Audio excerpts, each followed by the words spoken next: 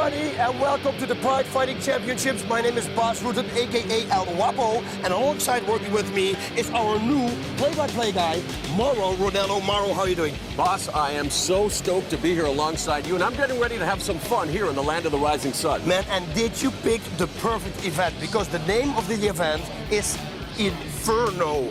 Inferno, baby. Do you know what it means? It means hot, so the fights are going to be hot. Yes, the event promises to sizzle because included in this star-studded card are 4 survival matches where the winner is guaranteed a spot at Total Elimination 2004, which gets underway April 25th. Yes, and in one of those survival matches, we have that Bobish, and he's going to face off Igor Vovchanchyn. Yes, Vovchanchyn, one of the most feared strikers in MMA, taking on Bobish, a wrestler. It'll be interesting to see how those two match up. Yep. And guess what, boss? Also making a return here at Pride Fighting Championships Inferno after a very long layoff, the smashing machine Mark Kerr, and he's here to do one thing.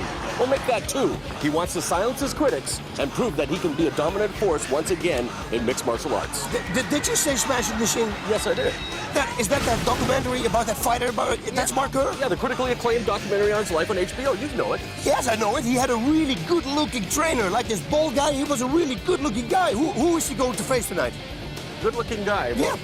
Calls himself El Guapo, I guess. Tonight he takes on Hirohisa Yamamoto, a man who we saw at Pride Final Conflict. He was defeated by the Texas Crazy Horse Heath Herring, but you know what? One should never discount the fighting spirit of the Japanese fighters. Yes, you should not. And speaking of Heath Herring, he's here, ladies and gentlemen, the Crazy Texas Horse. And he's going to face Big Gad McGee, and you better believe it, he wants a spot in that heavyweight tournament. Herring getting used to at 6'4", taking on guys bigger than him here at Pride Fighting Championship. McGee, of course, has some experience in UFC, and he's trained by the UFC's one and only Iceman Chuck Liddell. Yes, but the main event, ooh, I'm looking really forward to this one. I'm very nervous. It's Mirko Cro Cop, the Croatian sensation. My God, what he's going to do, because he's a bad man and he's angry. Why is he angry? Well, the reason that Crocop is so upset, boss, we all know what happened at Pride Final Conflict. He suffered his first loss in the interim Pride Heavyweight Championship bout against Antonio Rodrigo Nogueira. So here at Inferno, he wants to prove to everyone that he's still a top contender, but he faces a very big obstacle. Oh, a very big one. 255 pounds of muscle. Ron Waterman. They call him the H2O man. This guy is strong, got perfect takedowns, good wrestler, striker. What's he gonna be? I don't know. We'll have to find out. That's our main event. We have so much more in store. You know what? Osaka Castle Hall is going to play host to MMA royalty tonight. Pride Fighting Championships Inferno promises to burn the house down. Yes, we're gonna burn the house. Everybody go, yeah! Yeah! Yeah! That's right! Inferno, we're coming to you!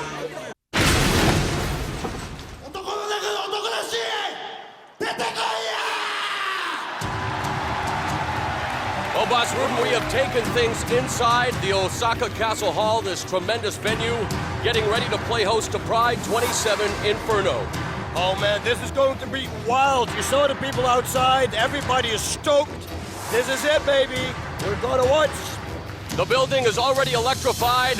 Legendary MMA fighter Kazushi Sakuraba opening the proceedings inside the ring. It is like a Broadway production, a rock concert, a sporting spectacle. Yep, and it's like I tell every time, single time, to the people at home, if you sit here ringside, it's an unbelievable feeling. You're on fire, and look at the screen. We're on fire, ladies and gentlemen, Inferno! And the fighters are lined up. Dan the Bull Bobish being introduced. Oh, and look how big this screen is. And Bobish, of course, will be taking on Pride veteran Igor Ice Cold Vovchanchyn. He doesn't want to be ice cold tonight. He promises to make things cook inside the squared circle. Of course, it's Inferno. From the United States of America, wow, the LA Giants. Corey Peterson making his mixed martial arts debut, a very tall tree, and one who doesn't want to be chopped down here tonight. No, I don't live. But hey, this guy ain't no marshmallow. So this fight could be a really interesting fight. The David against Goliath fight. Kharitonov is undefeated. There is Japanese veteran Alexander Otsuka. He may not have the greatest record in the world, but he takes on all comers and always puts up a valiant battle. Yep, you're absolutely right. Oh, but his opponent, Murillo Ninja. One of the most feared strikers in MMA, coming off 2 losses a while ago. He's now back refocused, and we saw what he did to Akira Shoji at our Pride Shockwave Special New Year's Eve. Oh, yes. And here we have Dos Caras Jr. Dos Caras Jr. wearing his Lucha Libre mask. Luckily for him, that is only for ceremonial purpose here tonight. He will be taking off the mask when he faces Kazuhiro Nakamura, one of the #1 students of Hidehiko Yoshida. Yeah, look how happy he is. He's happy to be here.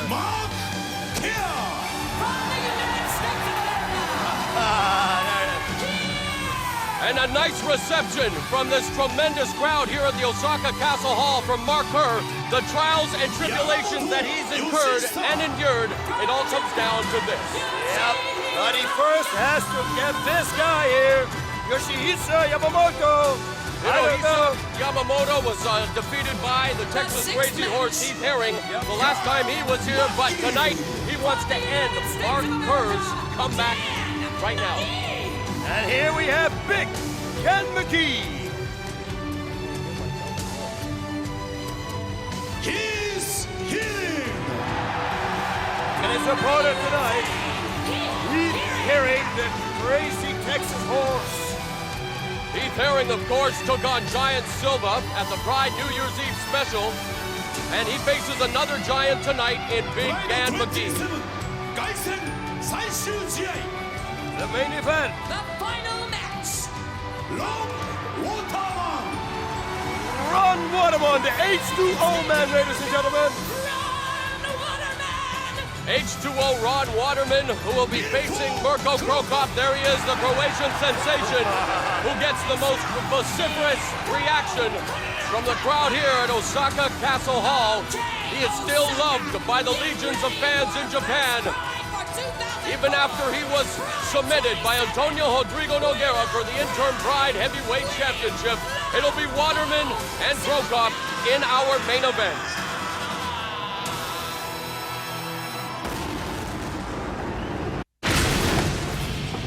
Right now we're joined by Dan the Bull Bobish, about to make his second appearance here at the Pride Fighting Championship. It's Inferno. Dan, you're coming off a debut, which was a truncated one as you suffered an eye injury at the hands of Gary Goodrich and took the loss.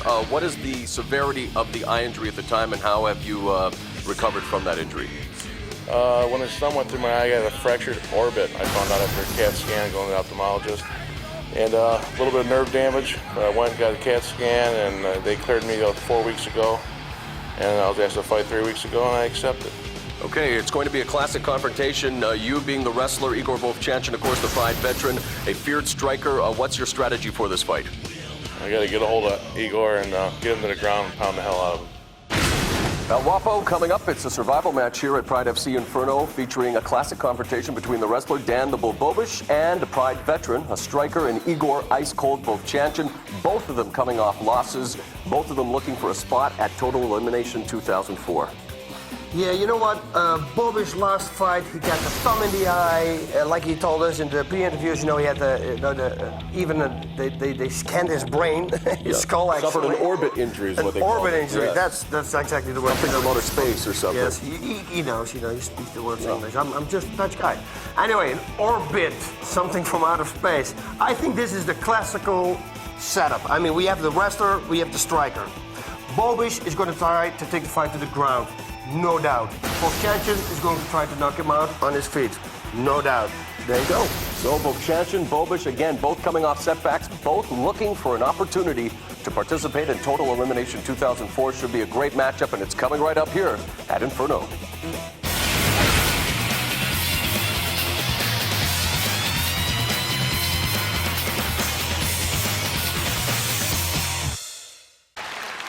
Boss, we are going to kick off Pride Fighting Championships Inferno with one of 4 survival matches. It will pit Igor Vovchanchyn versus Dan Bobish. Both of them coming off losses, as you mentioned. Bobish losing to Gary Goodrich in his Pride debut at Pride Final Conflict.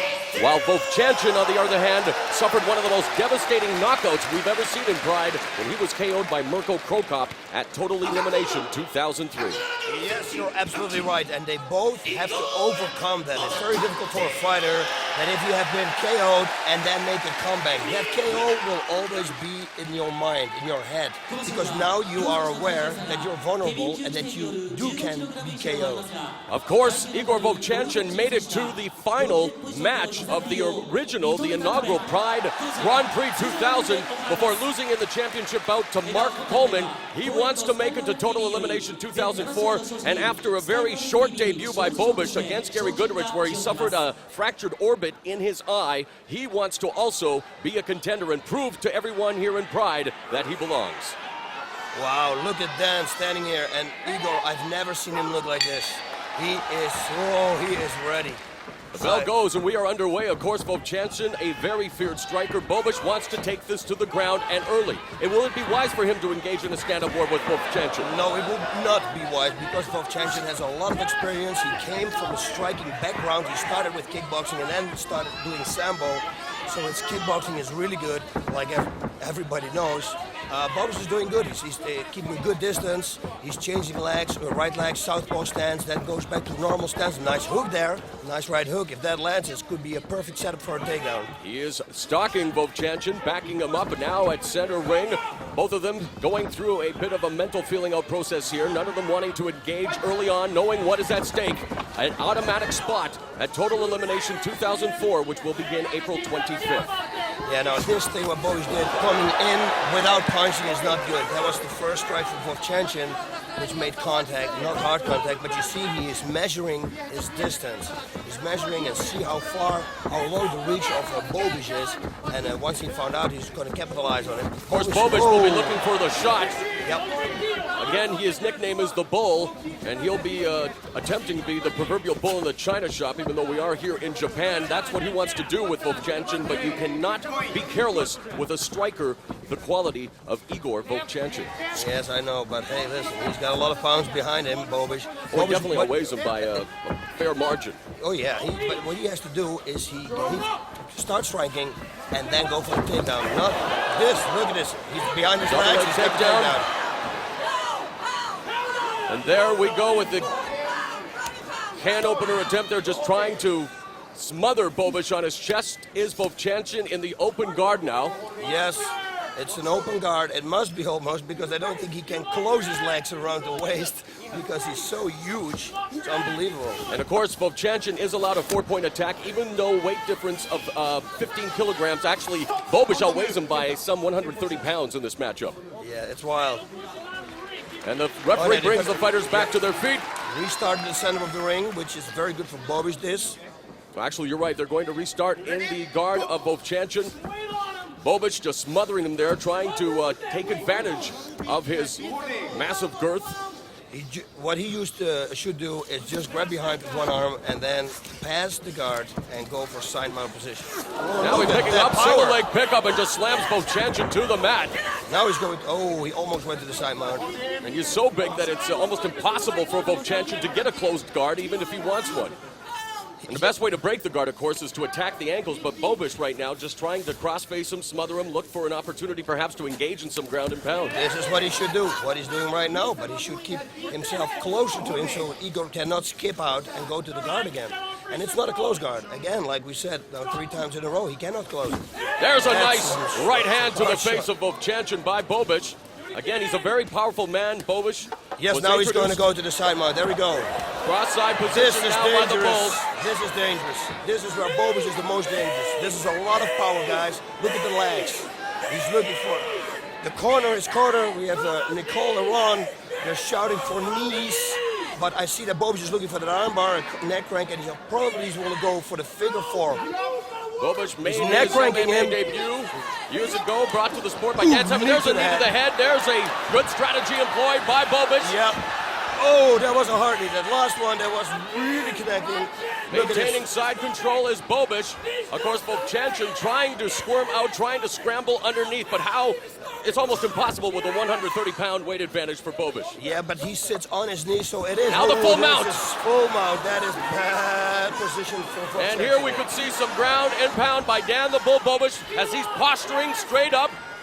Vovchanchyn now trying to defend. He's no way he can buck him off. No way he can explode the hips, boss. No, it's very difficult because it's what, 385 pounds. This is so much. It's how can you get that off? The Toledo's at 355 coming here. He wants to get down to about 320 if he does advance to total elimination 2004. But here he is high up now. And what would you suggest here as he continues to just take the shots? Vovchanchyn, knowing there's a big weight disadvantage, what does he have to do, boss, to try to get himself out of this very dire circumstance? It's very difficult, but you can. Switch on your left hip or your right hip, stretch one leg, and then go and then escape a leg, so you can go to a half guard, and from there you're going to work to a full guard. Bobish is doing a great job here. He's got the hooks in, distributing his weight beautifully. He's setting a Looking for an Americana there, the top wrist lock. Bobish now going back to cross-side position, and he's in the half guard. He's trying to go for a side choke, I think. Now he's trying to go for the full mount again. Cross-facing him. Again, opening up the guard, if you will, the hand guard of Vovchanchyn. We are into the final 5 minutes of the first round. Again, opening round is 10 minutes, followed by 2 5-minute rounds here at Pride Fighting Championships Inferno. And he's going for that Americana again. Yeah, once he gets it, he's going to swing to the side. And then he's going to have it because he's very strong.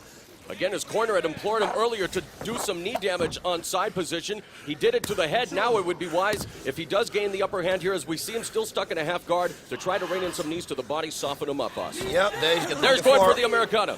Let's work the knees, come on. He's got a bridge up now.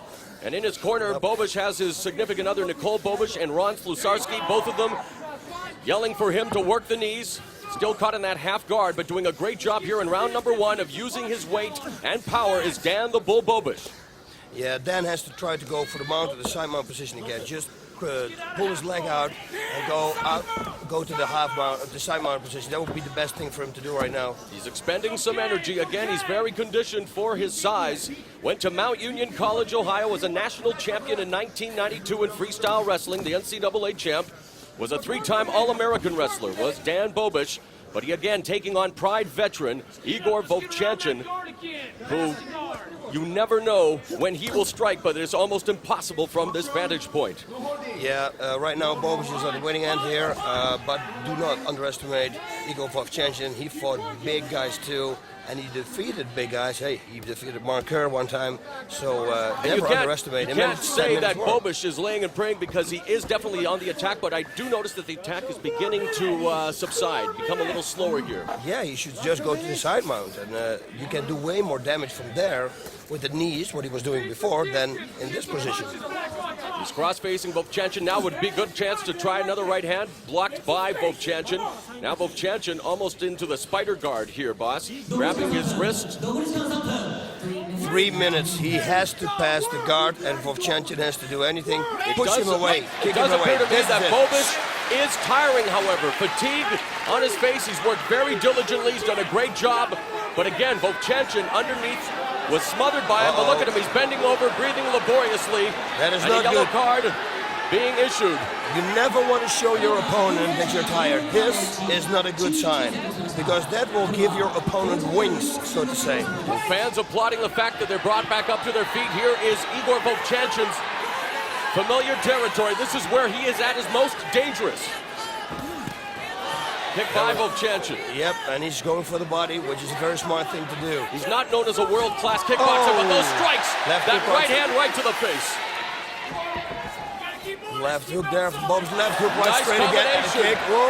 And he's attacking the body like you see the liver, the side of the liver, because he sees that Bobish is tired, and that's what you want to attack. The solar plexus and the liver, those are the weak points. There's Nice a shot. Nice takedown defense, a good sprawl by Vovchanchyn.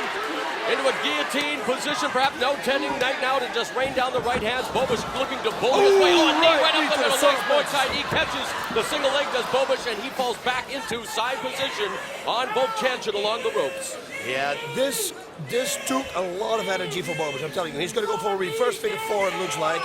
Now he's doing what you have always ask fighters to do in this position, Boss Rutan, and that is to go on the attack. But look at him. It looks like he was tired. It looks like he's a spent fighter right now, Boss. Yeah, but you know what? It's 2 minutes left, and if he's a smart fighter, I would hang out here now. I would move a little bit, but I would rest. And You then risk the run of gaining another yellow card for passivity and aggression, and now they do move them back to center. I know, but I take a yellow card over a knockout, okay? Well, I agree with you, but you don't want to incur the wrath of the referee at any time. Let's face it. Side mount again by Bobish here, the center of the ring. Now a knee to the head. He should start kneeing to the head, to the body more. You know, both of these warriors are north-south fathers. They're family position. men. North-south, yes, reining in the knees. We can tell you that Bobish is the father of a 4-year-old daughter, Angelina Rose, while Vovchanchyn has just welcomed a new member to his family, the 4-month-old Zlata, a very unique name in his native country. It means golden girl. He wants to turn in a golden performance here tonight, but he is being thwarted right now by the American Bobish. And look at this. He's giving Bobish knees from his back. There's one last minute. If Bobish is smart, he should ride it out real easy here. Pick your shots. There's some knees from the bottom by Vovchanchyn, and they find their mark. Now he goes figure four. We got it. There's the Americana attempt here. He has to pull the arm down now. He has to pull his hand to the hip of Vovchanchyn. He's hyperextending it. The Americana. No, he's fittingly put on by the American Bobish. Yeah, he should push his hand down to the same line as Vovchanchyn's shoulders. That's what he should do. Bring it there. He does it wrong now. He does it wrong. Bring it down to his head. He's got to bring it down to his head. And that may just be a lack of experience with submission-style fighting there. Bobish had the Americana, is forced to break it, so Vovchanchyn dodges another bullet here at Inferno. Wow. And it's almost the end of round number 1. He should finish strong now. 30 seconds, gotta work. He's trying to go to full mount, but it doesn't work now. He has it. Bobish's cornerman, Slesarski, yelling for him to work, and there is the end of round number 1.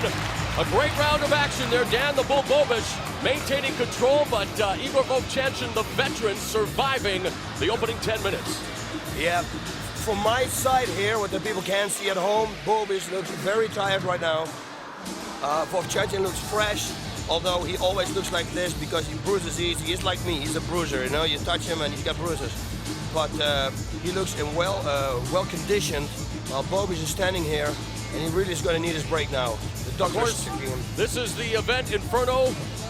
We had a huge event New Year's Eve, which was called Pride Shockwave 2003. Who will ever forget the epic battle? But we'll get to that in a moment. Let's revisit the action. He's going to lift him up here with the Achilles tendon pull, which won't do a lot of things. Only in training it will hurt. With a lot of adrenaline running through your system, that doesn't work. But this really works. Knees to the head. But if you knee to the head, he starts to block the knees. Why on earth doesn't he knee him to the body then? He has to defend the knee to the body, and then the head becomes free again, and you can go back to the head. Look at this. Bang. That nearly glassed kick to the body will probably be the best thing for Igor to do right now. And we see again the side mount by Bobish, where he was for a big duration of that opening round. It had some knee damage. As you can see, the face of Vovchanchyn, it shows the wear and tear of that opening 10 minutes. We were mentioning the Shockwave 2003 special featuring the epic battle between Antonio Rogerio Nogueira and Kazushi Sakuraba. The Pride Shockwave 2003 DVD will be available very soon at pridefc.com. Make sure you watch for it. Yep, and they're sitting there. Everybody's making discussions. It looks like it's a long. You have a 2-minute break. There's Vovchanchyn, of course, who says his best fight was a victory over Mark Kerr at Pride 12. Kerr making his long-awaited return to Pride here tonight. He says his toughest opponents, Vovchanchyn, were Quentin Jackson and Mirko Cro Cop, but I would say that he will add Dan the Bull Bobish to that list if it continues the way we saw in the first round. Wow, round number 2. Yeah, Bobish is going to be... It's conditioning now. Of course, Vovchanchyn will want to turn it up a notch, try to get through the guard of Bobish. Bobish straight ahead again, met with a knee, and Vovchanchyn doing a good job of escaping.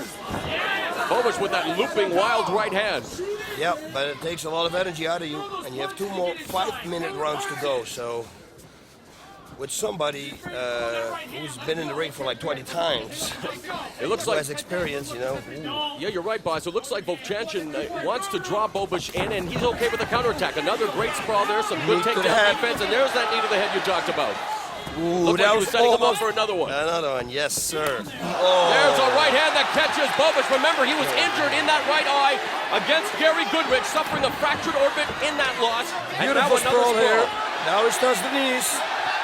And the fans responding in kind. With the there's a kick, another kick.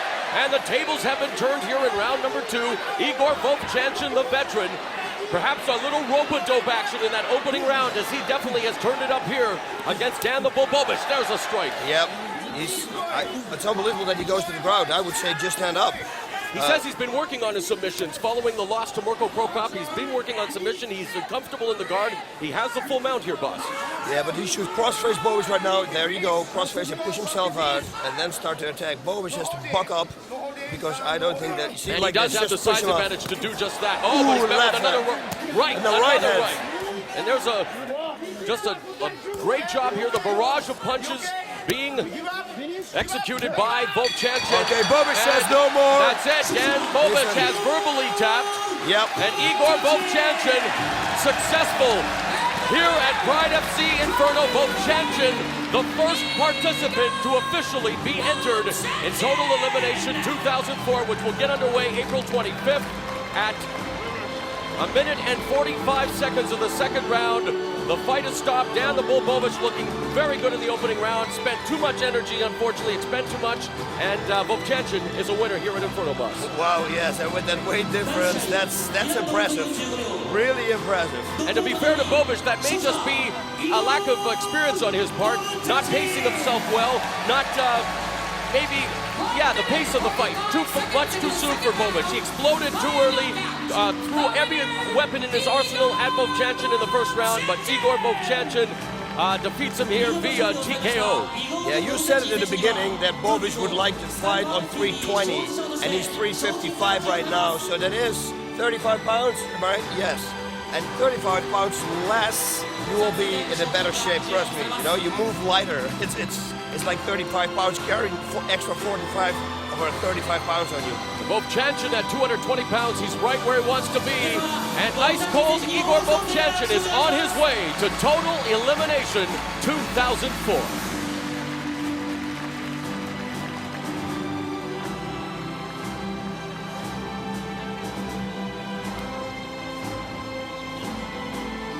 And here we see the replay, you know, some body shots to set the shots to the head up. Yep. And Bobish is just passing us and he says, deliver, it F hurts, he says. The trademark liver shot. That's the liver shot. So Igor Vovchanchyn, very happy and on his way to his goal in 2004 to becoming Pride Heavyweight Champion. He's gone through step number 1. And on April 25th, he will indeed be a member of the 16-man Total Elimination Tournament beginning April 25th. Do you think Igor still has it?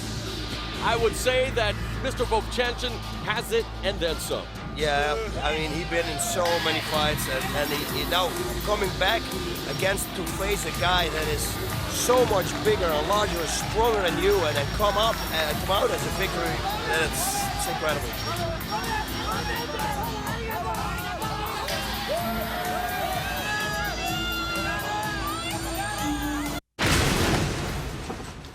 I'm here with Corey Peterson, aka the LA Giant. Now, LA, that means you live in LA? I live in Orange County. Did you just go with the camera down? Did you just go? Keep the camera up. No, it's okay. Keep the camera up. Now they know our trick. That's okay. Now he doesn't look that giant anymore. 180 kilos. That is how many pounds? It's about 100 or 380 pounds, actually, I think. I'm not sure the conversion really, because in America we got pounds. But yeah, we have the metric system, so I know it's around that. Yeah, it's like 385. I don't want to calculate anything right now. LA Giant, you live in LA, obviously giant. Surprise, surprise! It's got to be the pound. yeah, definitely, you got to keep the pounds.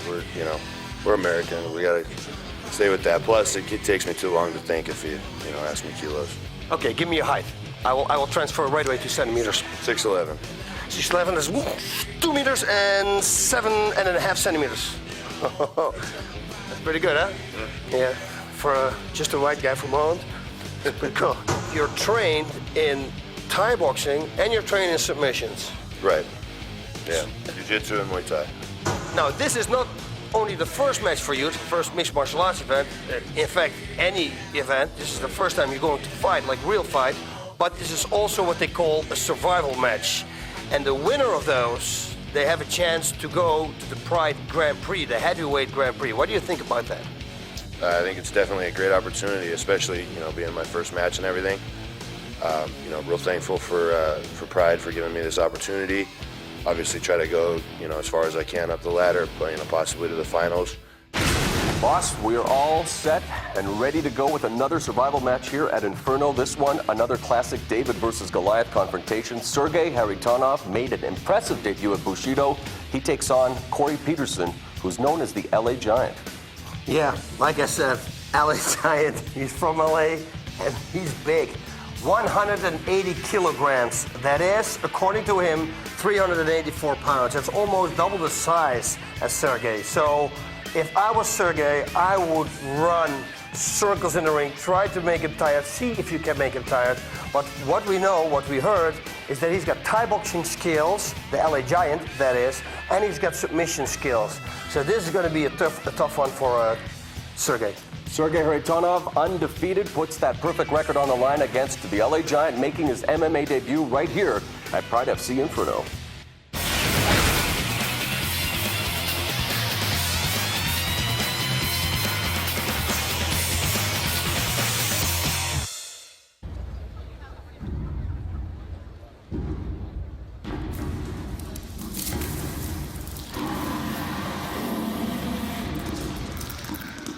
Another bout here at Pride Fighting Championships Inferno as we see the debut of the LA Giant Corey Peterson about to make his way to the ring, boss.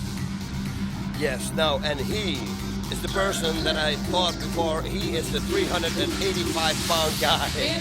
180 kilograms. That is a lot of weight. Pride FC, where the big boys do play, and they don't get much bigger than Corey Peterson, the LA Giants. He will have in his corner the McCulley brothers, and both of them are good strikers. And just also knows a lot of submissions.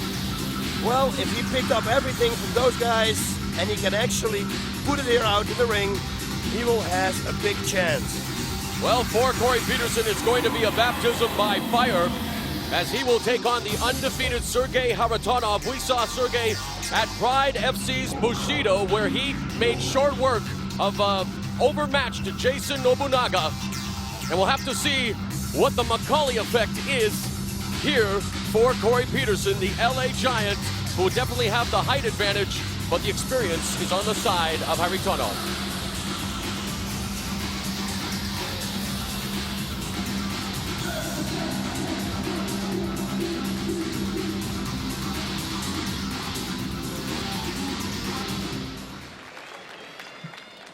There is Sergei Kharitonov, who has just entered the ring in his military fatigues, Boss Rutan, and he'll be taking on the LA Giant, Corey Peterson. Again, a special bout here at Inferno Pride 27. And he is a giant. It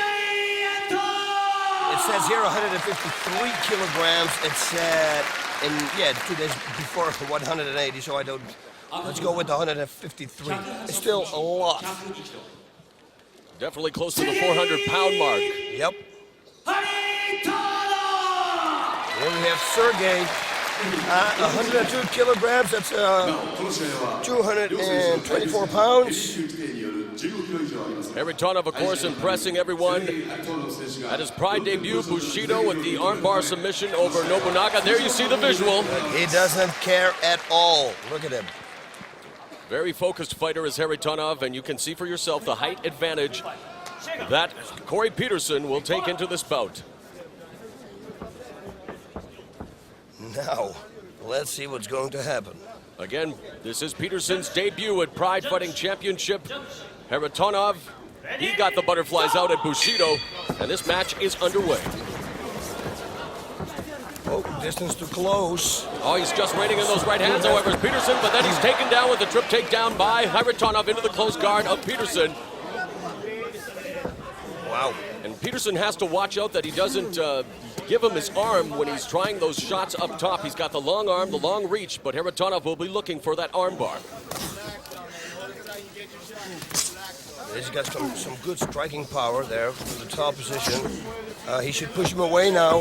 The LA Giant. Does. Yep. Listening to his corner, McCauley, but look at Kharitonov quickly on the attack again here in the corner with a side control there now into the half guard. They will probably restart this thing in the center of the ring I guess, or if he can stand up now, I would get up. A frenetic beginning to the opening round. I wouldn't say the technique is very proficient, but there's a nice kick to the thigh area by Kharitonov, and that's one way to take down and keep him down the very tall Corey Peterson. Nice strike there by Kharitonov. Real good right hand, real good left hand. He's got pinpoint accuracy. Look at this. And there's he's a going to knee go for on an the belly, armbar. which is Armbar a coming. Watch this. very dominant position. Now he's going to sink in that armbar that Bossloon mentioned. Will it be enough hyperextending it? Peterson not tapping yet, but great technique. As you can see Kharitonov under the ropes. Sergei should But close look his at guard. Peterson. He should close his guard. There it is, finally tapping is Corey Peterson. And you see the pain. Was it wise for Peterson to keep from tapping for so long? He may have suffered even more damage than he should have there, boss. Yeah, I think so too. You saw when Sergei, that's the only thing, you should always close your legs, close your feet, hook your feet.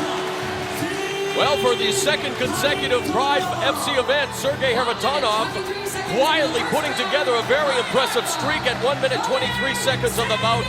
Submits the LA Giant via armbar as he did at Pride Bushido. Now, what is up for this guy? I mean, he is a middleweight. He can easily go to middleweight if he wants. And like I say, a very unassuming, very quiet individual. Doesn't have very much to say, but he is definitely becoming a force to be reckoned with. It was Sergei Kharitonov who, well, you know how he got to Pride in the first place? He won a tournament. It was the Tournament of Real Men 8 over in his native land, and the combined fight time for both bouts was under 2 minutes, and we can see that he likes to do things quickly. Yeah, you know what? He used to train with Fedor Emelianenko, so I guess that helped him a lot. Look at this, perfect setup for the armbar. I called it 10 seconds before because he was doing it exactly the same. But you should hook your legs there, your feet, ladies and gentlemen. Next time, because watch this. He's going to push. Corey's going to push his leg off, and normally, like this, you can come out. But Sergei pulled it back. But Good job by normally, Kharitonov. you can escape this if you do not hook your feet. And there you see his reaction, the jubilant Sergei Kharitonov, a winner at Pride Fighting Championships Inferno. Okay, now, here we are. Everybody in the ring, the Russian top team. He will know. I will go to him or tell him that he has to buy the boss with the big book of combat. His only loss came in close. 1998 at the Scandinavian No Holds Barred Championship, where he was stopped with strikes. But he competed 2 years later in the Yalta Brilliant 2000 tournament in Ukraine and won 3 bouts. Pride veteran Denis Sobolov was also there. And Kharitonov, who there you see, enjoying the plaudits of the great crowd here on hand at the Osaka Castle Hall. One more time, he salutes him, a victorious Sergei Kharitonov. The next match, Alexander Otsuka, and he's going to face Murillo Ninja from the shoot box. What do you think? Well, Ninja Hua, of course, coming off that devastating victory over Akira Shoji. Ninja Hua rated the number 2 man at the shoot box. The only reason he's not number 1 is that they have, of course, the middleweight champion in Vanderlei Silva, a superlative striker taking on Otsuka, as you've mentioned. Not the best record in the world, but a man who's taken on all comers. Yes, he is. I mean, this guy is tough as nails. He can take a hit, and sometimes he's in for a surprise, like we had with Marco Huas. So don't take him out of the picture, but I think if I have to make a prediction, this is going to be Murillo Ninja's fight. I will predict it will end in a knockout, and we'll find out soon enough right here at Pride FC Inferno.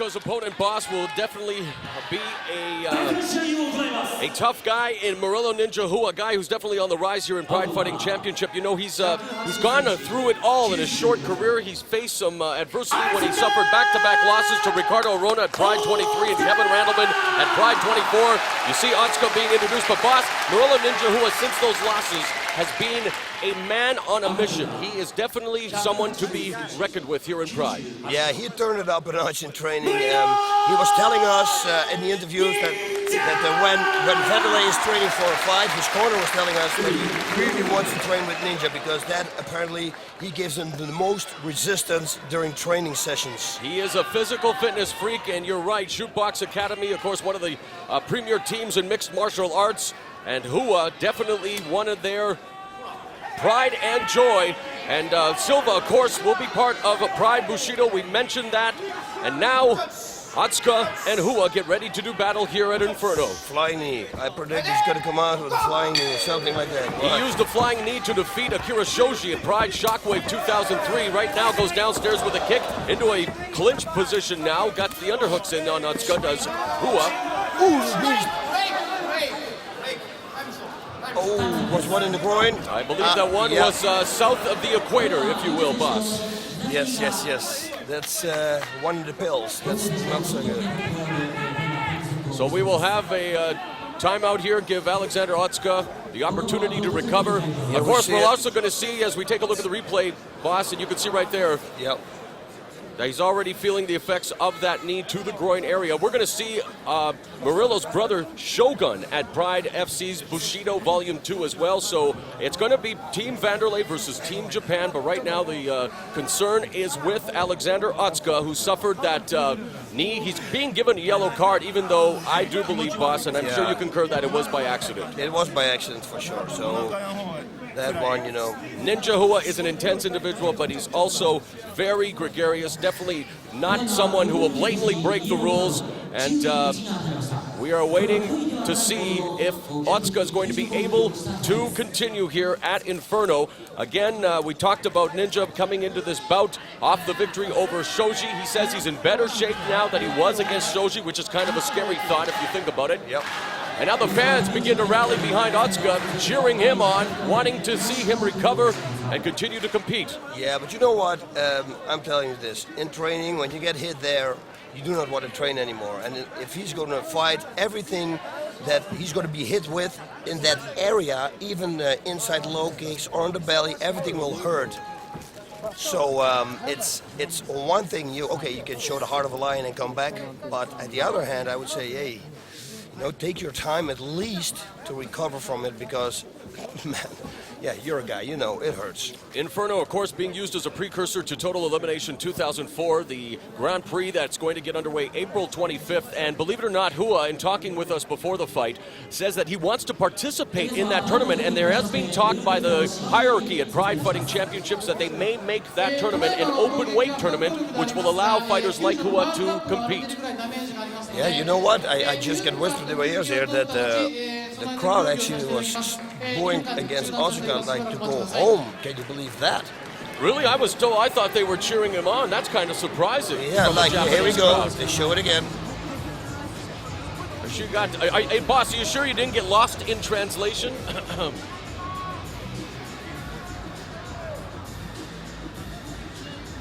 So here we take a look at what's happening. That's what I think you got lost in translation, Mr. Bill Murray. Yes, I did. I got lost in translation, although I asked twice, but the cup got broken, I hear. So they're going to give it 2 minutes extra time, and they're going to, I guess, super glue, or they're going to give them a new cup. I didn't think the Japanese crowd would be booing one of their own. They're not prone to booing any fighter. A very knowledgeable, very respectful crowd here in the land of the rising sun. So we're going to have an opportunity now to let Otsuka recover. Now, let's talk about the shoebox team, boss. We already know that they are like a family. Murillo Ninja Hua, definitely a top contender for that middleweight title, but as long as Vanderlei Silva holds on to the belt, Hua will not be vying for that championship. No, but he told us at the interview, he said, hey, I want to gain weight, and I want to go to the heavyweight division. We just mentioned the fact that he wants to enter Total Elimination 2004. There is talk that Pride FC will make it an open weight tournament.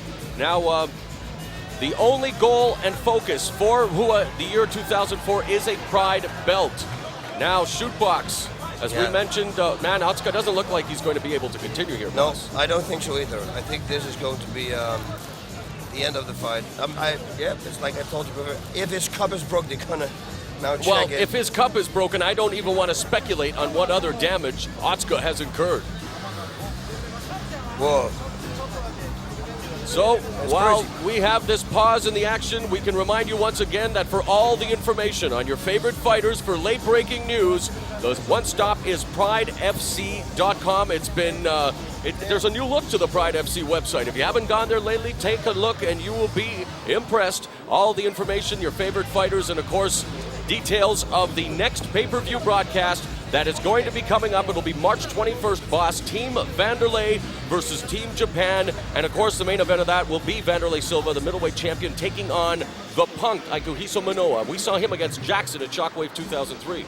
Yeah, that's going to be a tough one for Minoa, but you never know. The Japanese fighters, they have so much heart, everything else. And you were talking about the Pride website. You know, you can actually find a link on BossRooter.tv to that website also. So, and ladies and gentlemen, that's what we call in the business a shameless plug. Thank you very much, Mr. Rutan. Well, of course, there's nothing shameful about you, boss. It's Rutan.tv. It's Rutan.tv. There you go. That's you go. my name. Call that's my now name. or visit now, whatever the old hawking says. Anyway, let's talk a little more about Team Vanderlei. He's going to be joined by Shogun, Murillo's younger brother, and a newcomer to Pride in Jadison Costa. Yep. I think it's going to be very tough for the Japanese to win that overall thing. Because, I mean, the Shootbox Academy, let's face it, every fighting, they have stamina, they got technique, they got the aggressiveness. It's unbelievable, and they keep going. There's no stopping in these guys. They pretty much never go the distance, not one fight, and they're unstoppable. Of course, the patriarch of the Shootbox Academy, Hujamar, and also joined tonight by Nielsen Castro. Hujamar is oh man, they have to bring in the stretcher now, so definitely Alexander Otsuka will not be able to continue. And don't forget as well, on that big event coming up March 21st, Pride Bushido Volume 2, Mirko Cro Cop, who will be in our main event here at Inferno. Believe it or not, he is going to do a quick turnaround and be involved in that battle as well. He wants the experience. Yeah, but you know what? It's maybe he's going to be there, because right now we first have to see what's going to do with in this show, of course. Well, yes, and, you're right. If he doesn't suffer any serious damage or incur any sort of what happened here to Otsuka, Mirko Cro Cop is a good bet to be at Pride FC's Bushido Volume 2. But right now, the thoughts and prayers, of course, are with Otsuka, who is going to be taken out via stretcher, something we never want to see, not only here in Pride, but in any sporting event, MMA event. But Alexander Otsuka has been on the ground. He tried to get up momentarily, was in such pain that they are going to be forced to take him out of here via stretcher. So Alexander Otsuka will not be able to continue, and thus this fight will go to Murillo Ninja Hua. I don't know. Or will they? Because The yellow card. So this, yeah. you're right, boss. Excuse me. This may be called a no contest. Or maybe even a disqualification. I don't know. Let's take a look at the replay, boss. Yep. Whoop. There they come. Ooh. And watch, he sets it up.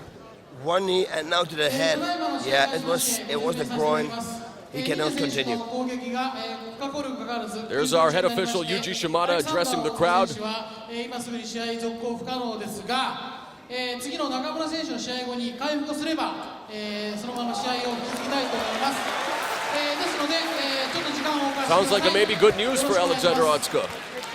Yeah, The crowd's reaction is any indication. But we, of course, are awaiting the translation here. Okay, well, we have just been told that... hey, that's crazy. That is crazy. So tell it. Taking a break. Yeah, they're going to take a break and they continue after the fourth match. Well, that is actually something that I've never seen and something I agree with. But does it look like Otsuka's going to be able to continue after the fourth match? This guy looks like he's in a world of hurt, now trying to get back up to his feet. Of course, he has the fighting spirit of the Japanese warriors, Alexander Otsuka. So there you go. Fans at home, we will resume this bout following our fourth matchup, and it will be Murillo Ninja Hua against Alexander Otsuka. But again, he doesn't look fresh, and it doesn't look like that. This he will recover in one fight from this. Come on, we got Caras Jr. coming up against Nakamura. That could be a short fight too. Maybe after the 6th fight, but I wouldn't say after maybe the in time for March 21st at Pride Bushido Volume 2. Maybe Otsuka can recover in time for that and bring them back to do it again. Because right now, I don't think that Otsuka, no matter how much heart he has, will be healthy enough, if you will, to continue tonight. But that's what they've told us. We'll go with what we've been told, and we'll try to resume this bout after our next matchup, which will feature the pride and joy of the Yoshida camp, the Yoshida dojo, Kazuhiro Nakamura, and he'll be facing, of course, boss Caras Jr., who suffered that electrifying knockout at the hands of Mirko Cro Cop at our first Bushido event. Yeah, let's see what that's going on. But is Alexander going to have the cojones to step back after match number 4? That's the main question. We'll find out how his cojones are feeling following our next bout here at Pride Inferno.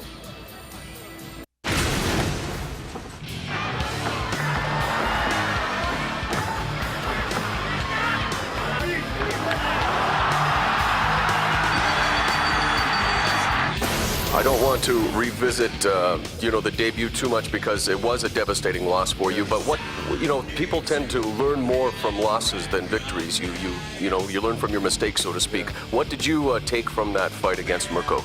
No, it was the problem was the time it was too short for that fight. But anyways, it was a good experience because you learn from when you lose, you learn. So and you think different. So I'm not saying that it was good, but in this moment I work more, I train more, so I feel good.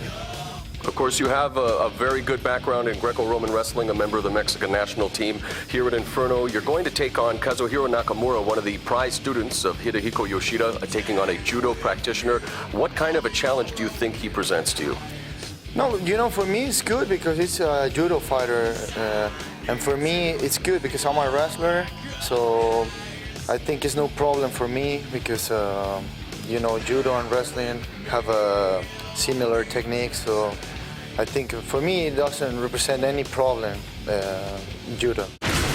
Our next bout here at Pride FC Inferno, boss, features a man who is the first Hispanic fighter ever to participate in Pride Fighting Championship, the first hooded man in Pride FC wearing that traditional Mexican mask. I'm talking, of course, about Caras Jr. coming off a very, devastating loss at the hands of Mirko Cro Cop at Bushido. He takes on Kazuhiro Nakamura, who at that same Bushido event took care of Daniel Gracie. I really don't know who's going to win this fight. I think that both of them are really good with their takedowns. Nakamura is a judo practitioner, and he's the best student of Yoshida. So that means he's got very good throws, hip throws, shoulder throws. He's very good on a close range. But Caras, he's in the Olympic team of the Greco-Roman wrestling in Mexico. So who is going to win this battle? Who's going to take who to the ground? And I think that is where the key of victory is. Whoever takes the other one down, the guy on top is going to win this match. This fight really does embody all that Pride Fighting Championship is about. We have Nakamura, the judo practitioner, and we got Caras Jr., the Greco-Roman wrestler. We'll find out which is better coming up here at Pride FC Inferno.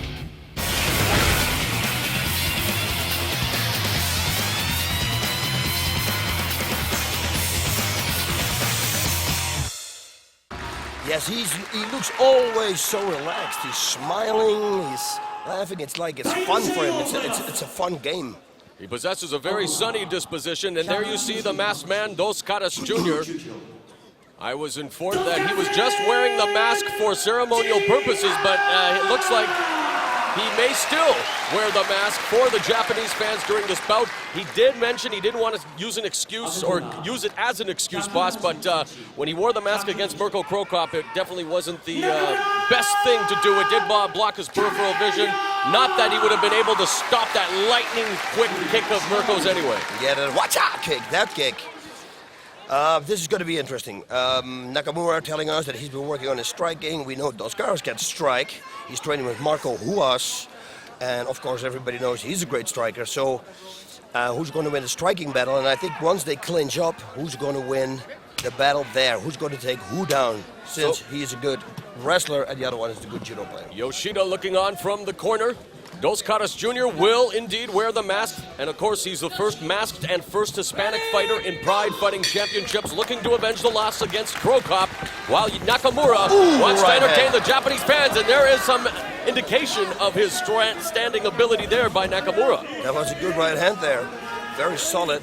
But who's going to win this game? That's what I told you all the time. Dos Caras Jr. indeed enjoying the height advantage, thus the reach advantage against Nakamura. Has him in the full body lock now in the corner and trying to rein in some knees. Should a little bit higher, otherwise we're going to have another stop here. Shoot knee again to the body. Left knee. There he looks like he was attempting an Uchimata, which is of course the trademark move of Yoshida. But Dos Caras standing up again. I told you, he's a great Greco-Roman guy, but hey, here we go. Nakamura has the takedown.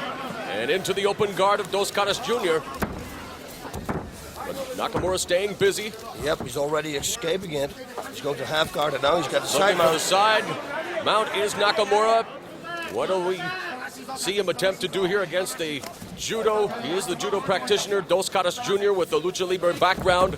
Is 3-3 in his MMA career, looking to move up here in Pride Fighting Championships. He's doing a great job. He threw already a left knee to the body there, to the side of the body of Dos Caras. Dos Caras has to get out his. That's what he should do. Try to get out armbar coming up. Armbar Looking or for that leg lock. armbar or leg lock is right. Now he's attempting that armbar. Nakamura, will he have the power? There's Dos Caras Jr. turning into it, being rolled over. Nice escape by Dos Caras Jr. into a guillotine position. Now they stand up high roundhouse blocked by Nakamura. Very good. He escaped this nicely. Straight ahead goes Dos Caras Jr. back into the corner looking for the full body lock. Nakamura has the underhook in. Nice transition there, boss. A beautiful escape by Dos Caras Jr. electrifying the crowd here at Osaka Castle Hall.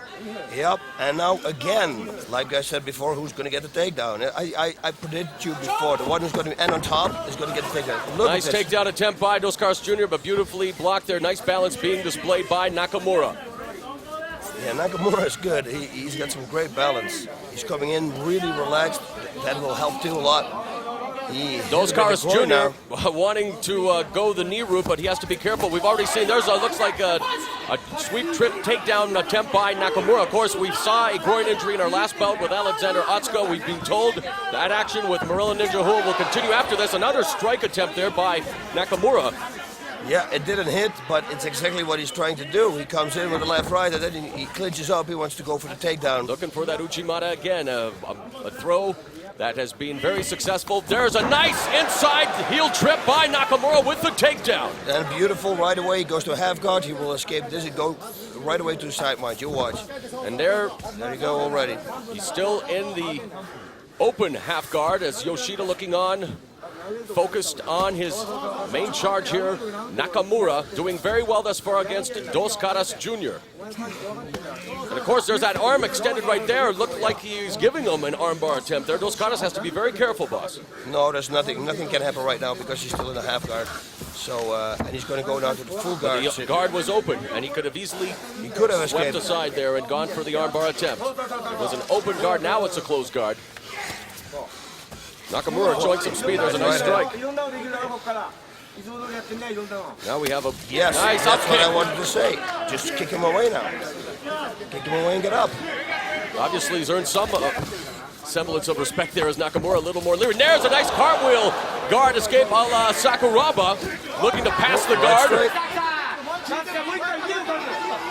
Yes, an exciting fighter for sure. Look at this. Half guard, half butterfly guard here. You see, he cannot make the guard because the rope is in his way. Now he's got the full guard. Last 6 minutes of this opening round. Referee is going to move them back to the center ring in the same position. Kazuhiro Nakamura making his debut at Pride 25 against Togerio Minotauro Nogueira. Lost that bout, but evened his record against Daniel Gracie at Pride Bushido Volume 1. Now, let's see what he can do here. Dos Caras really have to go for something and try to escape this, because it's never a good position, of course, to be in there. Carr's doing a good job there momentarily of grabbing his wrist, because I was going to say Nakamura trying to posture up, and I don't really understand why more fighters don't attack the ankles. That's the only way really you're going to force him to open his legs if you're smaller than your opponent, and that's the route that he should be taking. But right now, looking to maybe get into some ground and pound activity is Nakamura. Try to escape there, boss. Yep, he's trying. The guard is open. Now it's closed again. Nakamura is good. Hey, let's face it, he trains with Yoshida. Yeah. So it's the pedigree is there. Yeah, he's got the balance. You saw how well balanced he is. Now he's posturing up, and this, if Caras Jr. there, he's able to slip in another straight right hand. Yeah, if he sits up, if I would be Dos Caras, I would right away kick him away from me and then get up as fast as I can. Try to create some distance, maybe even attack the legs with some kicks, but right now still solidly in that guard of Dos Caras Jr. Just a lot of jockeying going on, not too much action right now, though, boss. No, I have the feeling that the referee will stand them on their feet if nothing happens. Of course, it is the number one referee, and Yuji Shimada overlooking this bout. There's a nice escape attempt. Oh, almost a triangle there by Dos Caras momentarily, but now we're looking for side control is Nakamura. He's still in the half guard, however. Still in the half guard. There's no danger. Now he is with the side mount. Now he can start some damage. He can attack either with the knees or go for that armbar. Yep. He will go There's for that arm. armbar. It's right there. But he's got the right arm of Dos Caras Jr. Nakamura now. Again, everything is about timing when you're on the ground, boss. It's choosing your spots effectively. Now full mount by Nakamura. Yeah, he probably is going to set it up. Armbar coming up here. See? Yeah. There he is. Going for the armbar. Dos He's Caras got a Jr. beautiful Now a triangle. Armbar here. A triangle armbar by Nakamura. Will Caras be able to lift him and slam him? Yes, he he's does be escape. able to Good escape. job by Dos Caras Jr. Wow, very nice. That was good. Beautiful escape by Dos Caras Jr. And an entertaining bout here at Pride FC Inferno between Dos Caras Jr. and Kazuhiro Nakamura. We've seen submission attempts, we've seen some ground control, and now they're on their feet. Wow, this is a good match. Good escapes, 2 times. Dos Caras got his hands low, so he's got to watch out, because those flying right hands from Nakamura, they can't connect. But he's not a tried and a true striker. He has been working with a boxing trainer an hour a day, but not known for the striking. And now back into a clinch here by Caras, just kind of bullying him into the corner again. There's a knee up the middle. Not a lot of power behind that knee. No. He should attack the legs, the side of the legs. I think Nakamura is going to attempt another inside trip takedown here if he gains the proper position. Really not a lot of activity going on in that corner. No, I think also with Dos Caras, you know that armbar escape, lifting somebody up 3 or 4 times in a row will take a lot out of you. He's going for an outside, the sweep attempt there, Nakamura was. Again, when facing an elite judo athlete like Nakamura, you really have to be on your game. Dos Caras Jr., of course, a big fan favorite here in Japan due to his mask, the lucha libre background. He received a great ovation when he entered the ring. Of course, Nakamura definitely... Oh, nice overhand right by Nakamura. That's what I told you. He can connect. He's got a good right hand. Deceptive strength there by Nakamura. There's a left hand, and now he definitely has the attention of Dos Caras Jr. And you're right, Dos Caras Jr.'s guard definitely down. There's a nice high roundhouse, but again, not a lot of snap to it and easily blocked by Nakamura. Absolutely right. I don't know what Dos Caras' game is right now. Whoa, Nakamura getting wild with his shots there. And then look up again. Got the underhooks in. And there's Dos Caras Jr.'s corner yelling for the knees. We saw him attempt a barrage of knees there that, unfortunately, really for him, didn't have a lot of power behind the boss. No, not at all. He should load him up all the way back and go for the legs. Nakamura content to allow Dos Caras Jr. to take this fight to him now, because you know at any time he can explode with those inside trip takedowns or the sweep. Now he's... He has have the double underhook, but it looks like, yeah. And the referee is going to take him to the center of the ring. That's good. It's very smart. And fight again. Let's go.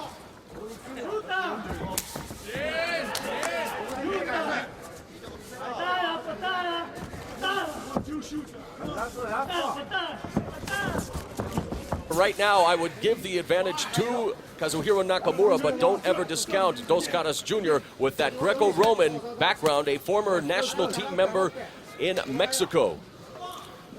Yep.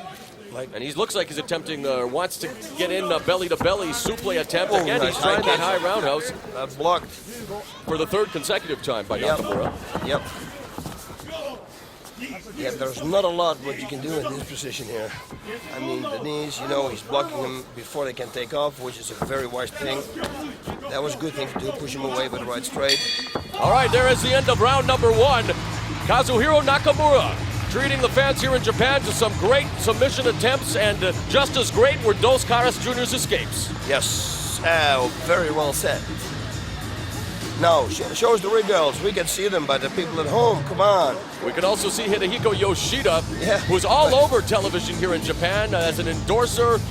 Definitely a huge, huge star in the land of the rising sun. As we now take a look at a fellow who may be a huge star in the future in Kazuhiro Nakamura in his armbar attempt. Yep, and there we Triangle go. He's going to lift armbar. him up. Watch, he has the armbar, pretty much has it.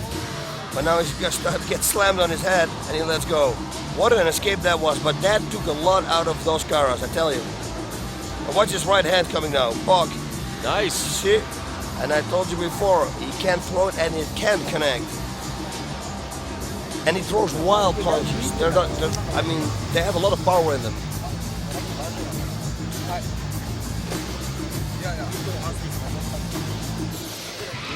Dos Caras Jr. in his corner. We have Justin Levens and Guy Warnow. And they're putting the ice pack on his neck, trying to recharge his batteries. A tremendous opening round of action here at Inferno as we take a look at some more action here. That Kazuhiro Nakamura, overhand, right hand, definitely connecting and scoring Mr. El Guapo. Yep, let's see it again. Dunk. Yep, that's a typical Igor Vovchanchyn punch. Do you see a lot of Hidehiko Yoshida in Nakamura? He seems very aggressive. He reminds me a little bit of Yoshida's performance against Vanderlei Silva at the final conflict last year. Yeah, he's very aggressive. Aggressive, but also very relaxed, like we saw now 10 seconds ago. And he's laughing at Yoshida. Yoshida told him something, and he's laughing at him. And he's displaying some striking proficiency that we're not used to seeing from the likes of Kazuhiro Nakamura. So that boxing training is paying off here at Inferno. And don't forget, speaking of Hidehiko Yoshida, he, of course, a focal point of Shockwave 2003, the DVD available very soon at pridefc.com. Oh, nice left here by those Caras. Those hands, he's got powerful hands. Quick. Yep. There's a left hook delivered by Nakamura. Looking for the clinch is Dos Caras Jr. He has one, the underhooks in. And he's yet to really be able to display that Greco-Roman background in this battle. Yeah, he needs to take this fight to the ground, but he had a few attempts already, and Nakamura shows so much balance, and he couldn't do it. Let's see if round 2 is going to be better for him, but... Goes upstairs with a quick left hook. We've seen this movie before, however, and the referee Shimada not even giving them as much time as he did in round 1, quickly bringing them back to the center of the ring. He wants to see sustained action here from Nakamura and Dos Caras Jr. Yeah, he should attack with the left rights. Dos Caras like a 1-2, and then simply follow up with a kick. There's a nice kick to the body by Dos Caras Jr. Into the final 4 minutes. 1 minute's gone in round number 2, and they are standing up, and Dos Caras beginning to pepper him now and brings him along the ropes, boss. Yeah, that's exactly what he should do all the time. He's got the double underhooks now. Now this is where he can show off his Greco-Roman background. Yes, a full body lock, and he'll try that belly-to-belly suplex if he is able to maneuver Nakamura. But again, Nakamura with a great base, some tremendous balance we've seen. And now he puts in a right hand and another one. 3, matter of fact. And again, while there's not a lot of damage being done, they do score, and they do, of course, keep your opponent off guard. Dos Caras should really be here. Really wang, that's what he should do. He needs to load up with those knees. Nakamura, of course, cognizant of that. You see his right hand down low, looking to block any knee activity from the Mexican star.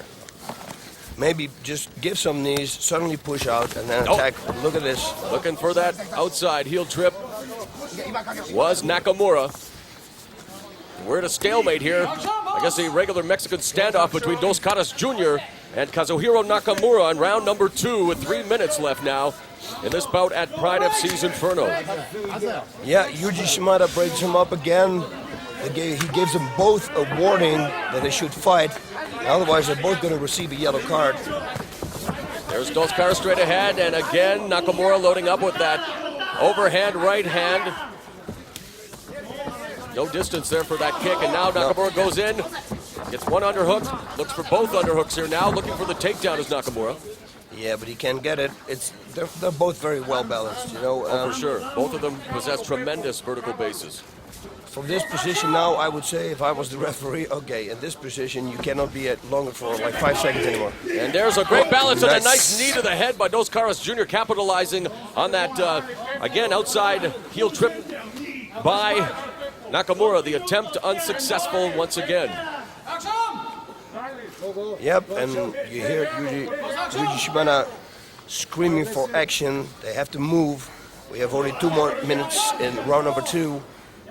They need to create distance, boss. They need to create hip separation and go for the offensive now they're moves get in the their yellow arsenal. card. And I do believe that you're right.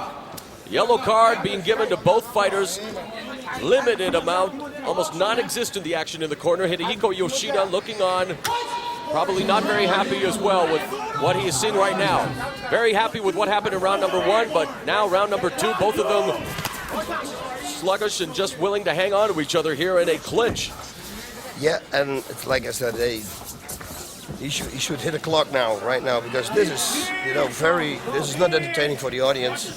At least it's not entertaining for me. It doesn't work. We've seen this. We've been in this position now like 6-7 times, and nothing happens. We've been in this position ad nauseum, with emphasis on the first part of that second word.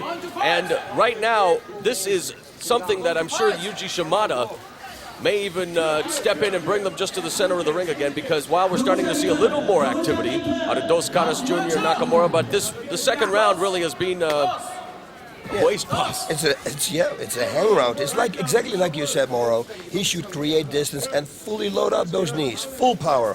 When Nakamura's going to block him, then maybe you should have let him go and then go for strikes. And Nakamura can do the same thing. Nice knee there by Nakamura, and he looks like the fresher of the two, in fact, as he's just been content to allow Dos Caras Jr. to attempt any offensive maneuver. Nakamura, again, just hanging out in the corner. And, whoa, you saw there a feigned attempt at that outside heel trip. Yep, 30 seconds to go. Yeah, this is... And Nakamura becoming frustrated. You can see him now trying to charge himself up here. Kick attempt, and it scores there by Dos Caras Jr. Nakamura really wants to show off his striking ability in this bout. Yeah, they're waking up right now, it looks like. They hear the audience, and they think, okay, we have to move here. They got only like 10 seconds left. They really have to start working. Oh. Round number 2 is in the books. I don't think it was a very good read, but Nakamura and Dos Caras Jr. will go to round number 3, and I'm sure the emphasis, both corners, will be more sustained action. And we are being told that Alexander Otsuka is still attempting to recover in the dressing room. We were told that the fight between he and Murilo Ninja Hua would continue after this bout, but I don't know if that's going to be the case. I don't know either. It looked like very serious when he was carried away on the stretcher. Now let's see some action, quote, here. Is that what you call this, action? No, quote, I said, with the quote lines. There was a right into the solar plexus, and that's exactly the only action we've seen in this round. It was not a lot of action. Yeah, it was a little bit solar plexus and a little bit to the milt side, the side of the body, that's the left side. The onus really is on the fighters, boss. Here it is, the premier mixed martial arts organization in the world, Pride Fighting Championships, bringing together the best athletes, and the onus is on them to not only attempt to win the bout, but put on a show. And we did not see much of an entertaining show in that second round. No, absolutely not. It's like you said, it's in the books, but it's not a good read. I hope that they wake up now, and they're going to have their second wind, and then it's going to be off.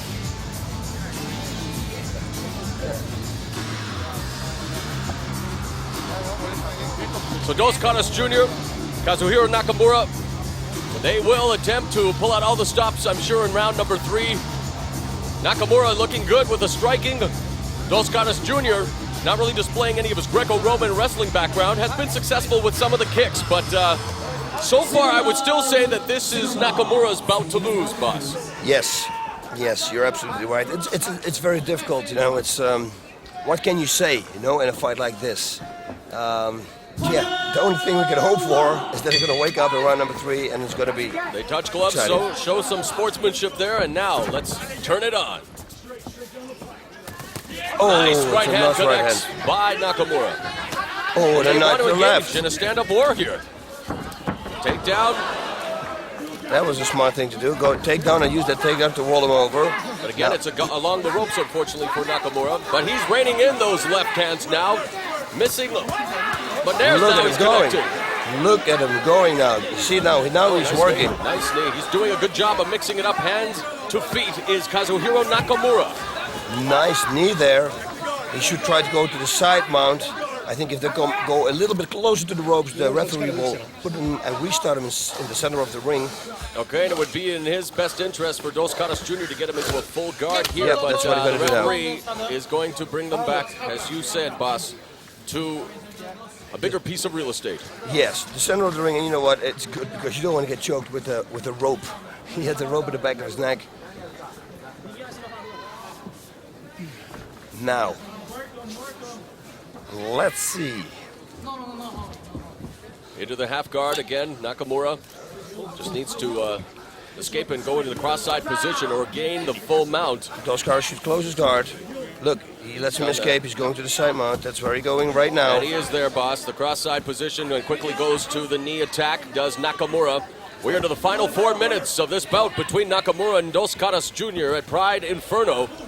Well, he's doing a good job by pushing his head down and then knee him. And, of course, this is a perfect setup for him to go for an armbar because, obviously, that's his weapon. Watch this here. Smothering Dos Caras with his weight. gonna step Nakamura now over. almost in the north-south position there, but Dos Caras Jr. just trying to explode, do something. He needs to sweep Nakamura, of course, but he's got to watch now out it's for his left armbar now. Watch. Nakamura could jump over. Yeah, back into the side mount here.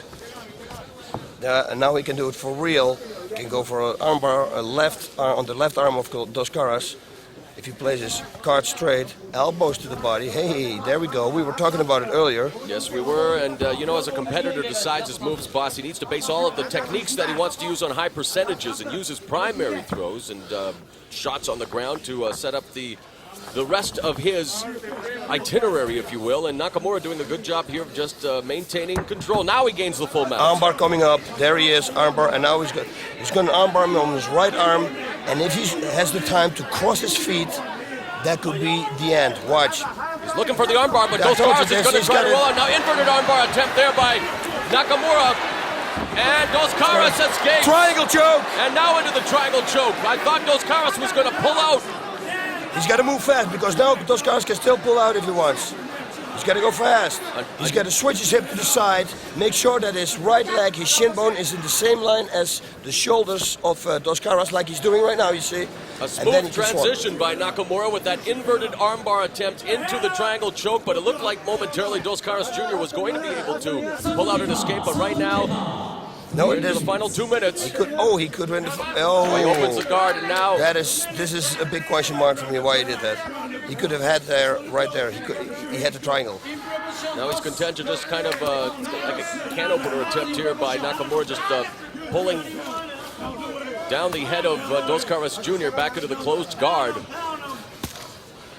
There really isn't much power behind Dos Caras Jr.'s punches, and I guess it all comes down to how much energy he's already expended, the fatigue factor, if you will. Yeah, and we got about like 1 minute left. They got to pull something here. Now he's going to the body with those right hands, and he really does have to just crank it up here, does Dos Caras Jr. Otherwise, I do believe that Kazuhiro Nakamura is on his way to recording a win at Inferno. Yep, I think so too. 1 minute. He's going to go out, skips his hips out. I think Nakamura will go for a submission attempt. Probably, I don't know if it's a smart idea. because if you go for an armbar or something, you know, you might give up this position. Yoshida was screaming out instructions to Nakamura. There we go, there we go. Jr. Almost another attempt at a triangle.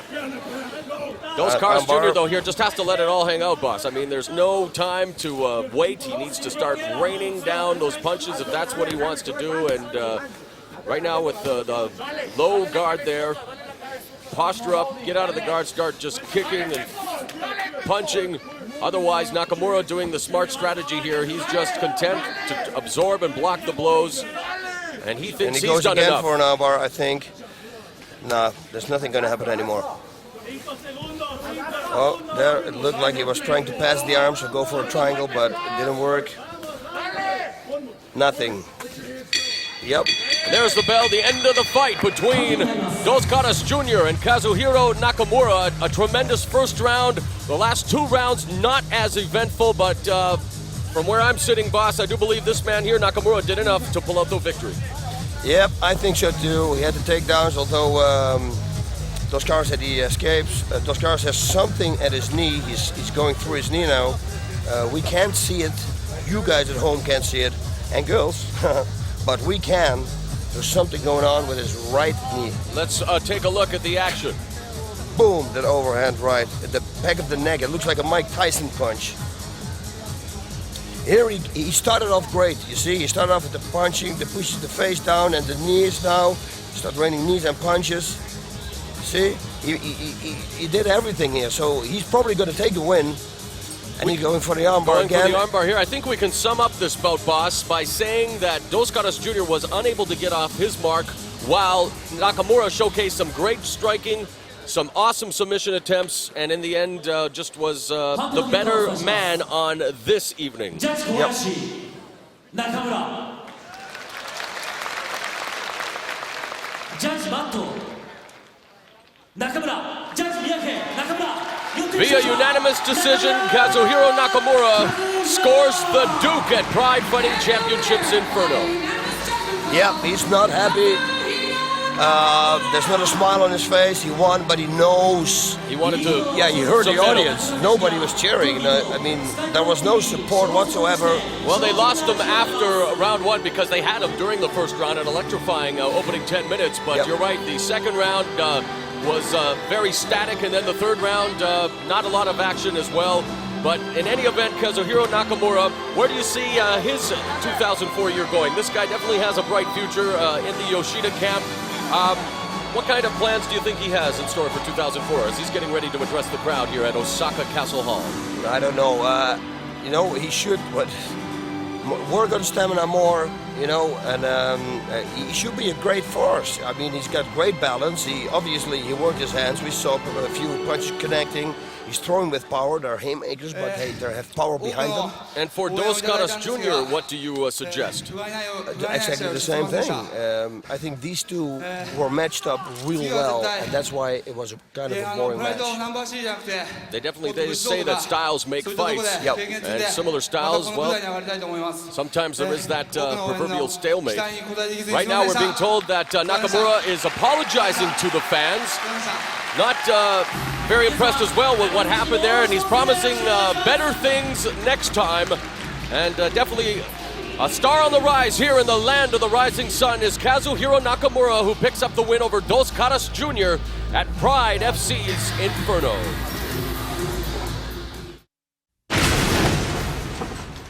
Well, Boss Rune, we said during our opening that one should never discount the fighting spirit of the Japanese fighters. Alexander Otsuka has recovered from his groin injury, and thus we will resume the battle between Otsuka and Murillo Ninja Rua, which of course was stopped by that knee strike to the groin. That wasn't, of course, on purpose, but in any event, here we go, boss. Yep, I don't think that Murillo is going to knee anymore here now. Oh, yeah, he does. Well, there he just proved that. Wow, look at this Otsuka coming out. Otsuka looking for the takedown on Ninja Rua, looking for dominant position there in the clinch as they jockey along the ropes. Yeah, this should be a very exciting match. I don't see this match going the distance. I hope I'm right. Well, let's hope it's a little more exciting than what we just saw between Dos Caras Jr. and Nakamura. Again, Nakamura apologizing to the fans, promising better things next time. And right now we have Ninja Hua with the takedown. Otsuka almost rolling over, and now Ninja. He is rolling over. Can he get out or not? No, he can't. Wow. Nice sweep there, takedown by Ninja Hua. Is he in the half guard there? Yes, he is. Yeah, and he will start raining knees, punches, everything. He's got the full side mount now. Oh, this is not good. Look, Ninja Hua is a physical fitness freak, a machine in that ring. Definitely the #2 man at the Shootbox Academy, would be #1, save for the Pride middleweight champion Vanderlei Silva, who of course will be in the main event of our next pay-per-view coming up on March 21st, Pride Bushido Volume 2. Yep, this is a good thing. What he should do, he should strike. Got some hooks in, he has the hooks in there with the back as he's gained Otsuka's back now, perhaps setting him up, but he's high, looking for that rear naked choke, the Mata Leon as they call it in Brazil. Yeah, it's very difficult to get one because you have the gloves. It's pretty easy to defend. If you look to the side or to the right and or he's left, really you not push up your shoulder. Yeah, he's too high here. Yeah, but I mean, it's really easy to defend even if he goes underneath. So, but not impossible. Not impossible. We have to be very lucky. Now in the turtle position is Otsuka.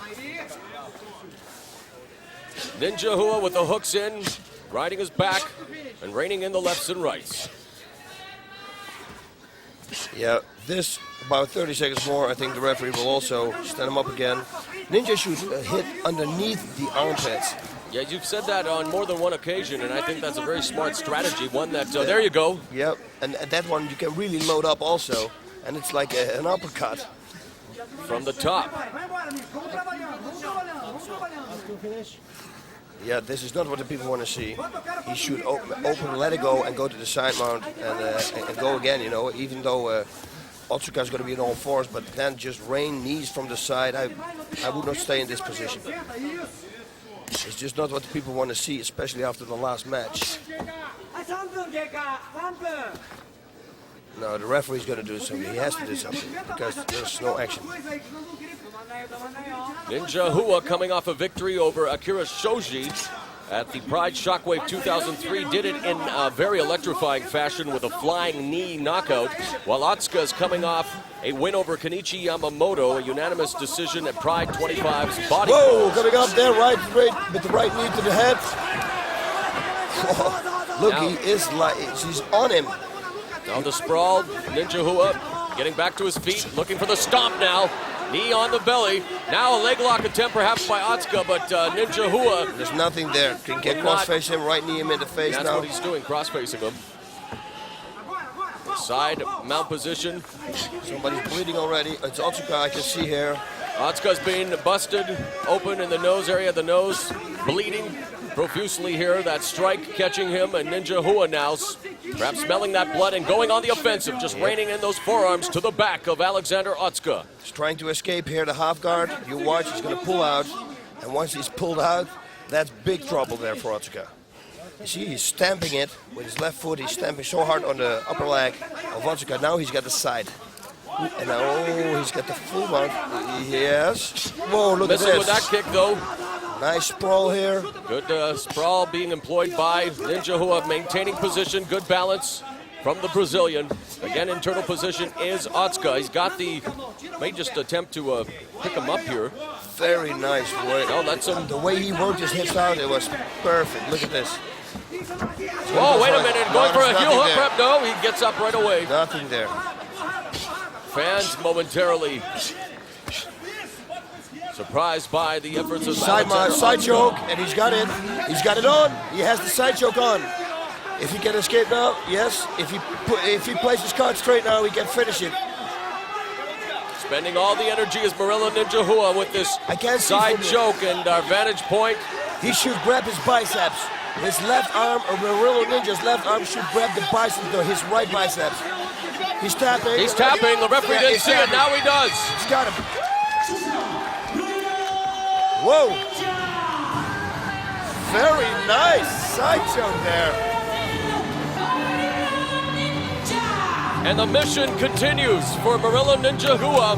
who again rededicated to the sport, rededicated himself following those 2 losses to Arona and Randleman, and what a force he is proving to be as Ninja Hua records another victory at 5 minutes and 25 seconds of the opening round, a side choke victory over Alexander Otsuka. Beautiful. It was very beautiful, perfectly set up. Like I said, it would have been a little bit more better if he would have grabbed his biceps more tight. And a very graphic scene there as the side choke was being employed, but again, always a crack medical staff on hand here at Pride Fighting Championships and quickly attending to Alexander Otsuka. So while there may be concern for the health, we do have the very best on hand here, boss, and the fighter's health is always priority number 1. That's it, and here we go. Look at this perfect setup. You see, he's setting it up already. He only has to now let that arm go. Knee, now he's going to go underneath, and now he's going to go underneath his head with the left arm out. They don't show it. Showcasing his versatility is Murillo Ninja Hua as he submits Alexander Otsuka with the side choke. So Hua may definitely garner some attention and maybe a spot in Total Elimination 2004, which will begin April 25th. There is talk that the Pride office will allow it to be an open weight tournament. There you see Hujimar on his left, Nielsen, Castro on his right. They're very happy with his efforts here tonight. Wow. And how much more do you think that Alexander Otsuka have in his MMA career, boss? He's been a valiant warrior here in Japan. Unfortunately, though, it's suffered another setback here.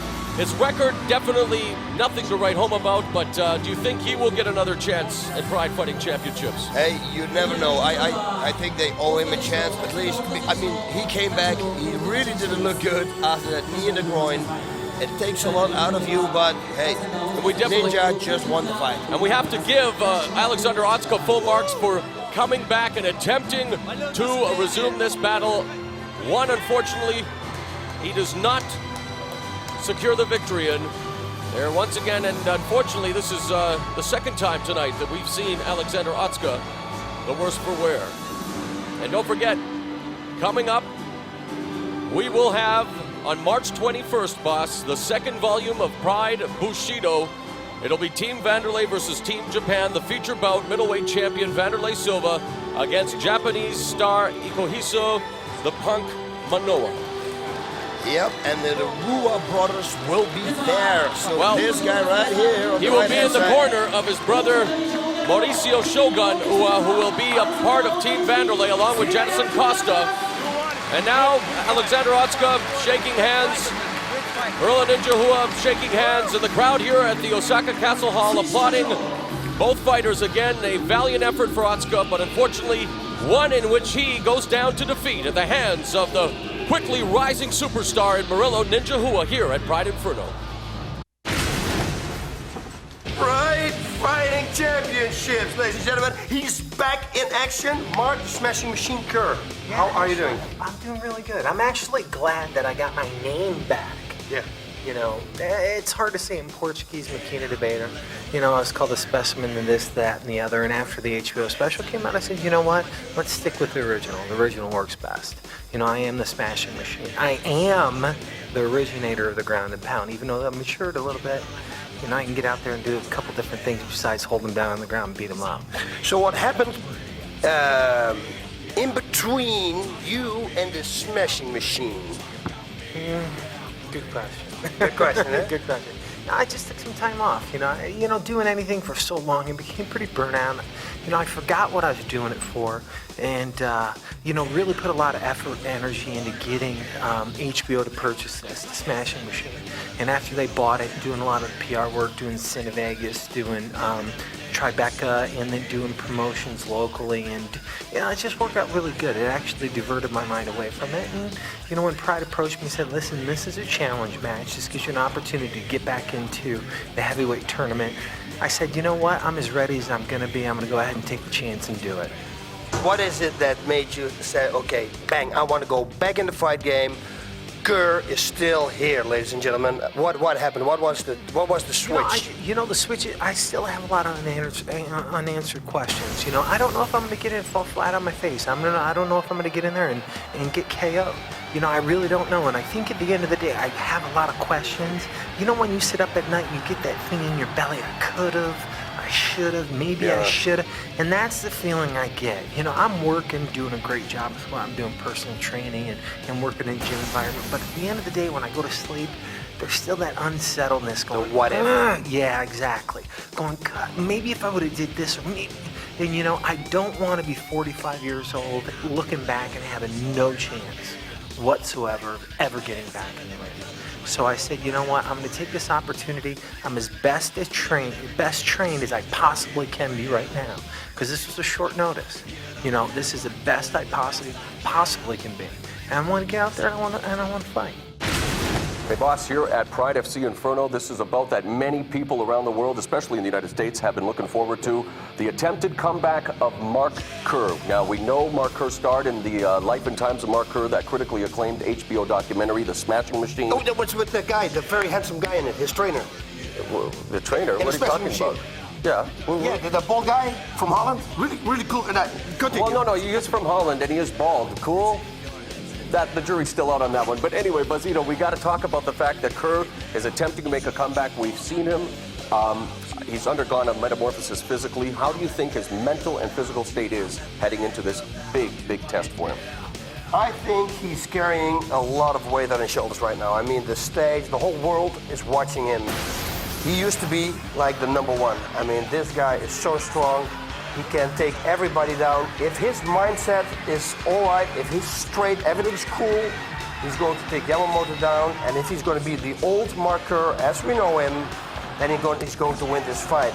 But is he all right? Like you said, I mean, there's a lot of pressure involved. So I can't say anything about this fight because Yamamoto, he can take a beating. So I don't know if it goes longer into the fight, who's got the best stamina, who's going to end on top. I really can't tell.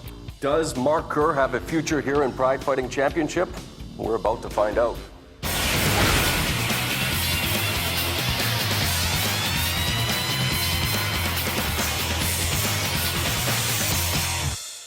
Yoshihisa Yamamoto, who is coming off a loss to the crazy Texas horse from Texas, as you say, the crazy Texas horse, but the Texas crazy horse Heath Herring defeating him at Pride Final Conflict 2003. Yamamoto will be the opponent of this man. The world awaits, and now the world will find out.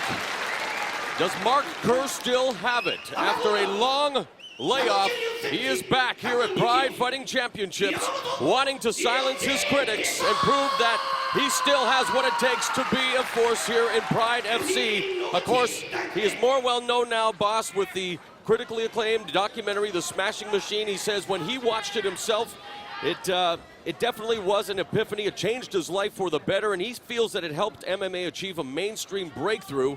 And he now is looking for his own personal breakthrough, and this is indeed the biggest step. Yep, he's got to prove that he's still there. And looking at Yamamoto, I have to say that he looks, he lost like 15, 20 pounds in his last fight. So that means he's in a good shape. Look at him. Since last time when he fought Heath Herring. Yes, Yamamoto, right there. Of course, first came in the public eye by lasting nearly 20 minutes with Rickson Gracie at the Japan Open Vale Tudo 95 tournament. He lost via submission, but now he faces Mark Kerr, and here we go. The Smashing Machine returns to Pride FC here at Inferno. Now, let's see what he's going to do. Filling each other off. Let's get the left. Kerr says that Yamamoto is a good grappler. Yamamoto connecting with that left hand through the guard. Of course, Kerr, a pioneer of the ground and pound and a freestyle wrestling champion. Yeah, Kerr's definitely going to go for the takedown. It's just a matter of seconds, I guess. There we go. There's a nice shot by Kerr. He's going to lift him up. Watch this. And the takedown by Kerr into the close guard of Yamamoto. He's strong, but oh, this is not right. Look at this. Oh my God, what happened? What happened? What happened? Now, I with the takedown, I think he knocked himself out? Yep. We saw that in another organization, but okay, we have to see the crowd replay is of this. stunned. We are stunned. Mark Kerr with the takedown, the double leg shot, the pickup brought Yamamoto down to the ground, but Mark Kerr is out.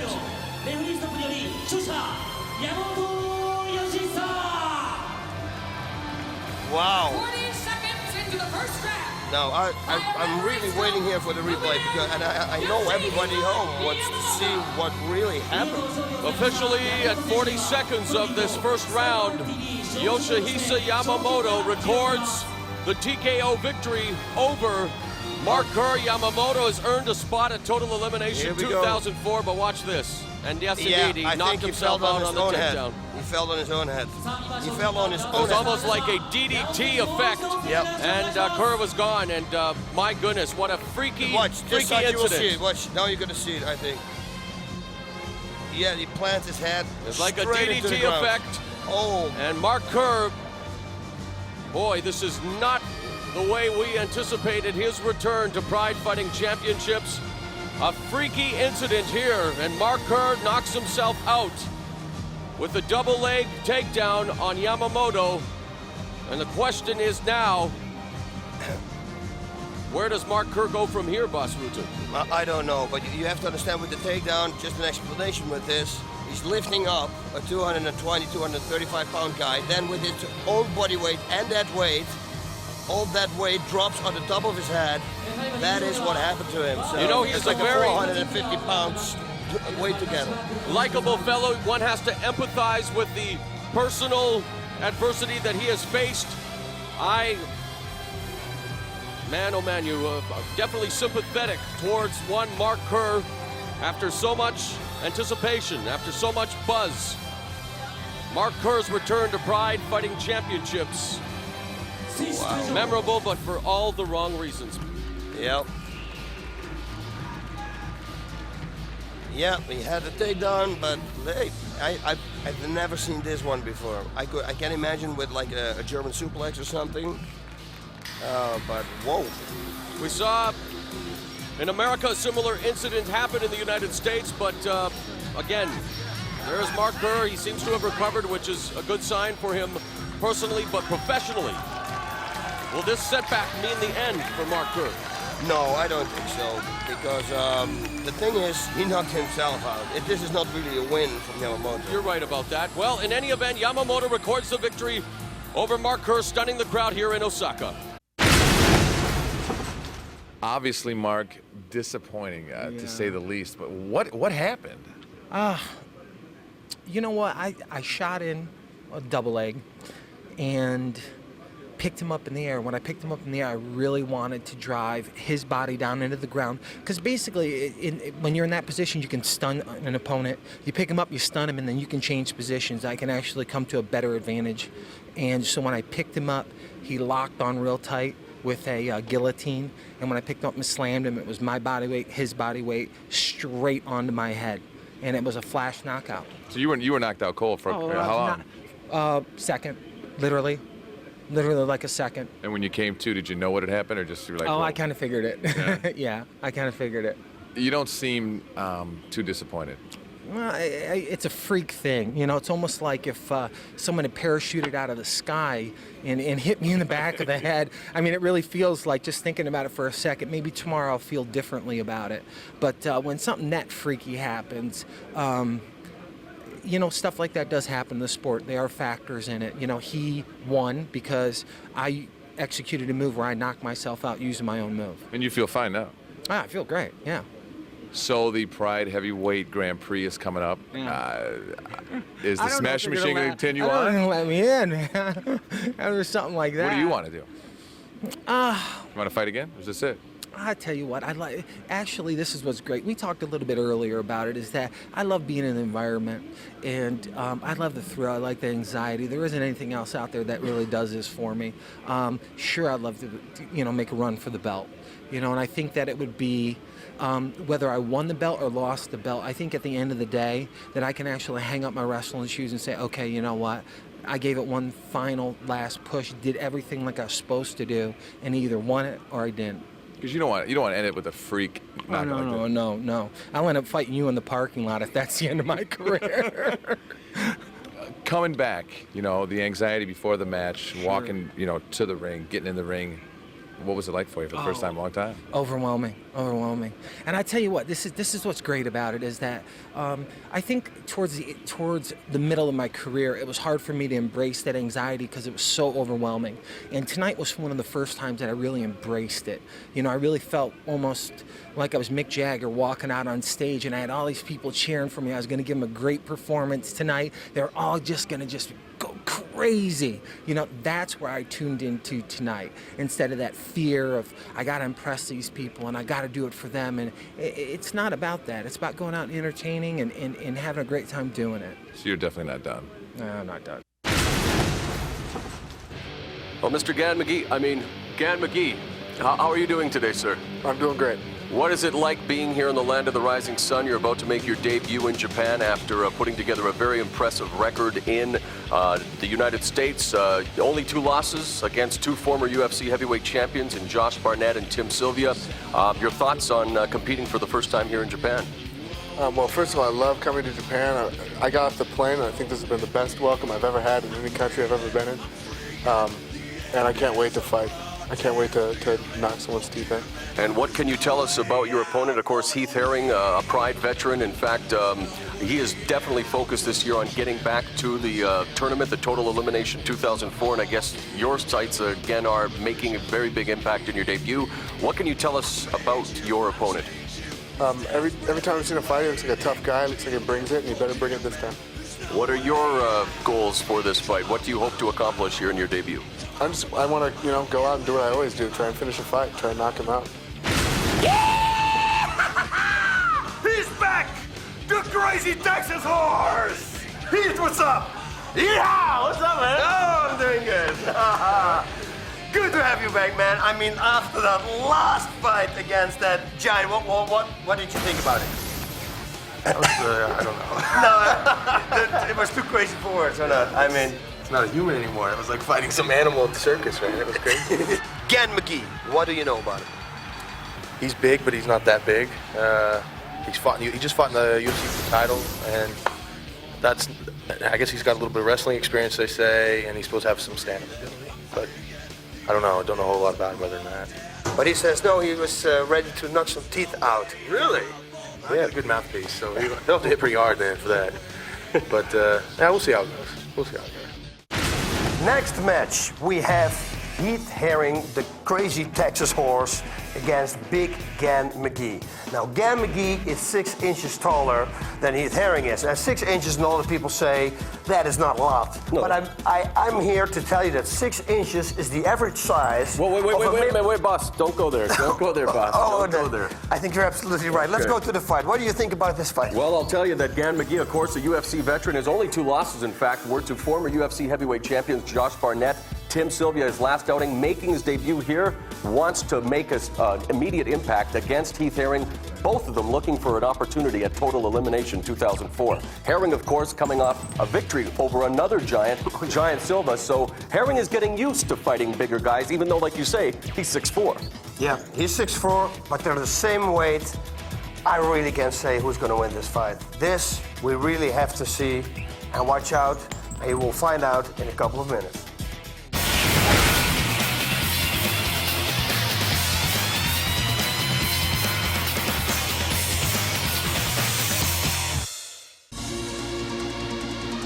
Bas Rutten making his Pride Fighting Championship debut is big Gan McGee of the United States. And of course, he will attempt to beat Heath Herring and earn himself a spot at Total Elimination 2004. It's going to be a big test, that's what I'm saying here. Both are great fighters.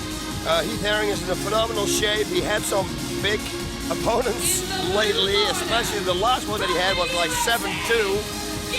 Which he himself called a freak show to fight that guy. But now he's got big Gan McGee. He's taller than him, but the weight is about the same. So that should be not a problem. Gan McGee, indeed, another physically imposing specimen. Heath Herring, a physical specimen in his own right. But Herring coming off the victory, as we said, to Giant Silva. He will now face Big Gan McGee. McGee, of course, having had experience in UFC, in fact, fought for the heavyweight title there against Tim Sylvia. Heath Herring, of course, he has rededicated himself with the Golden Glory team from Holland behind him.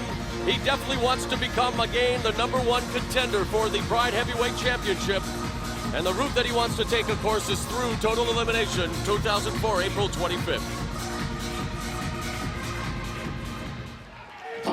Texas Crazy Horse Heath Herring, he of the wonderfully styled hair, will be facing Big Gan McGee here in another survival match for Total Elimination 2004. McGee being introduced. It'll be a battle of compatriots, of course, both from the United States. Herring, of course, has been living in Holland, working with the famed Golden Glory team and the legendary Cor Hemmers, who, of course, was the trainer of Mr.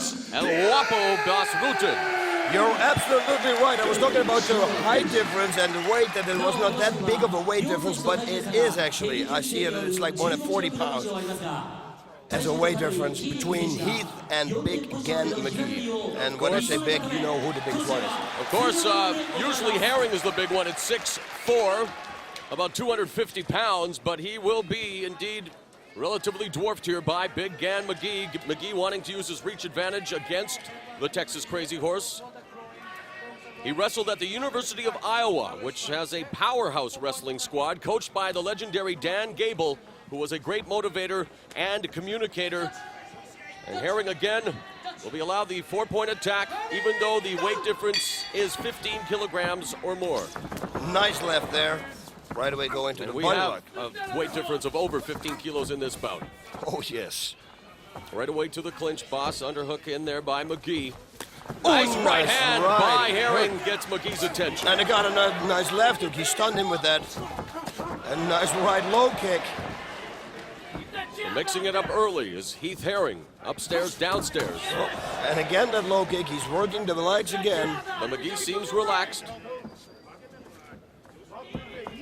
He's wanted to fight here in Japan for a long time, as Gan McGee missing with a high roundhouse and look Herring at the almost high countering. Backing up is He's got to keep McGee. looking. He's got to keep his eyes open. Don't look to the ground. There, nice whoop. Right swinger, just missed. Gan should throw. That was good there. He should throw his left more to try to keep Heath away from him. Both of them in the orthodox stance. A nice right hand underneath catches Herring. McGee now scoring as they continue just feeling each other out here in the early going of this survival match at Pride Fighting Championships Inferno.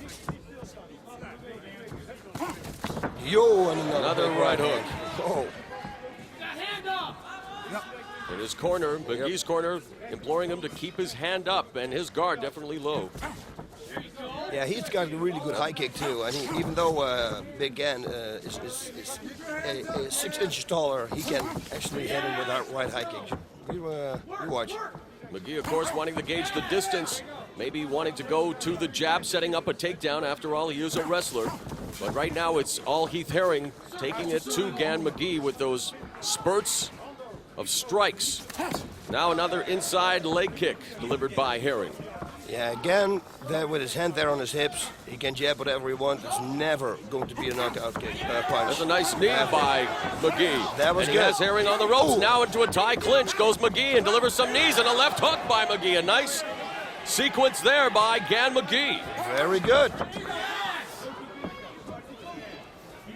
He should try more to use the left jab, or the jab, make it a strong punch, make it actually a left straight instead of a jab. Wanting to implore the power punch there.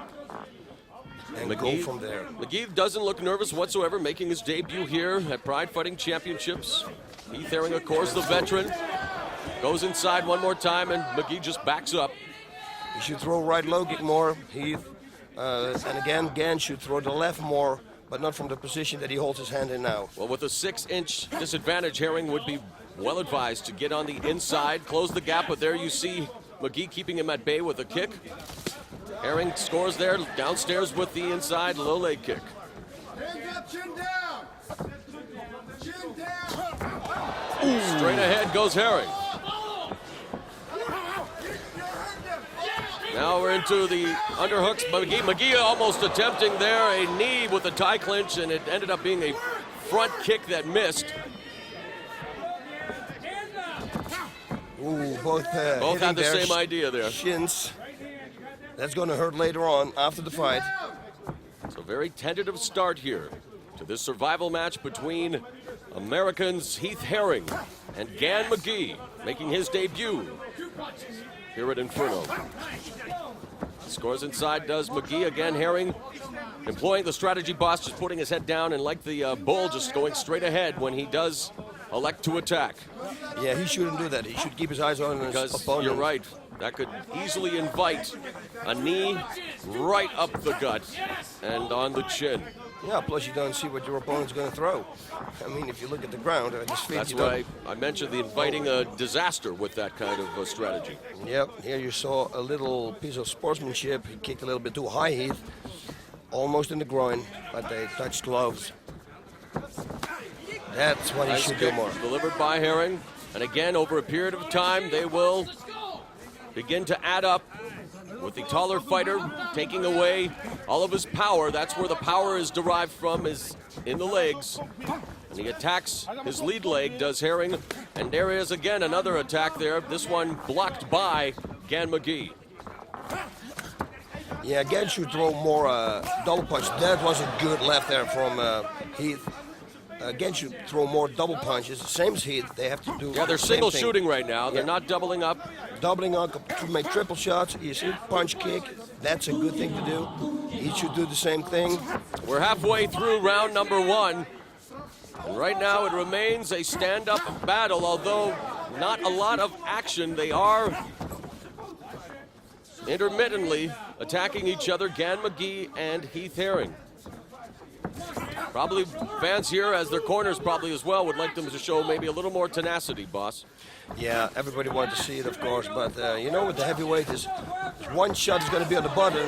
There's a nice knee and a kick by Gan McGee. Now has him in the guillotine position, standing up, and easy escape for Herring. Herring, when he backed off, he had his hands up, so that means he's perfectly in shape. He knows exactly what he's doing. Gan is loading off with that left hook.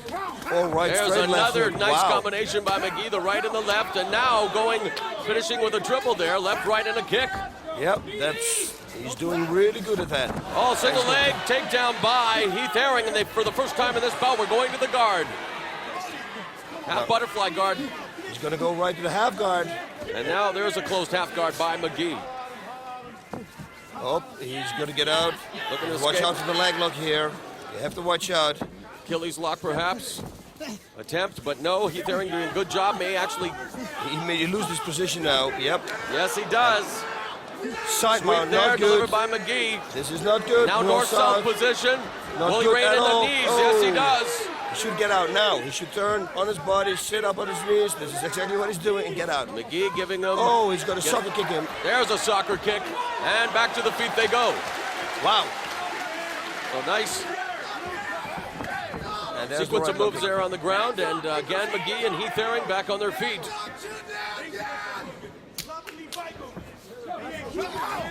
Nice combination, body and then upstairs by McGee. Yeah, that's exactly what he should do. It's exactly what Heath should do too. You know, go for single shots or single kicks or things. No, follow it up. Another low kick by Herring. No damage whatsoever to Gan McGee. McGee with the reach advantage, of course, and he is gauging that distance right now with that right jab. Herring there right with an overhand right. The right straight left hook really favors McGee here. He should maybe go to the body with the right straight and the left hook to the head. That low kick hurt, but it's dangerous to set it up without. Nice sprawl by McGee, a kind of a weak shot there by Herring. Now he gets his back. Herring looking for the switch. He's going there for a reverse figure four. Need this. Looking for the inverted Kimura is Herring, and McGee right now just tapping him with those right hands to the body. He should start throwing knees. Not a lot of power behind those shots, but again, staying busy is McGee, as Herring, indeed from the turtle position there, looking for what you mentioned, boss, the inverted Kimura. He's going to pull it out. No, it's not working. McGee's corner telling him that he needs to improve his position, and he would be wise to get the full back of Heath Herring. Pull that arm out. Yeah, the referee's going to put him on their feet, I think, in about 30 seconds. Nothing happens. McGee really doing little in terms of trying to get the... Now he's working at releasing his arm. Right knees now.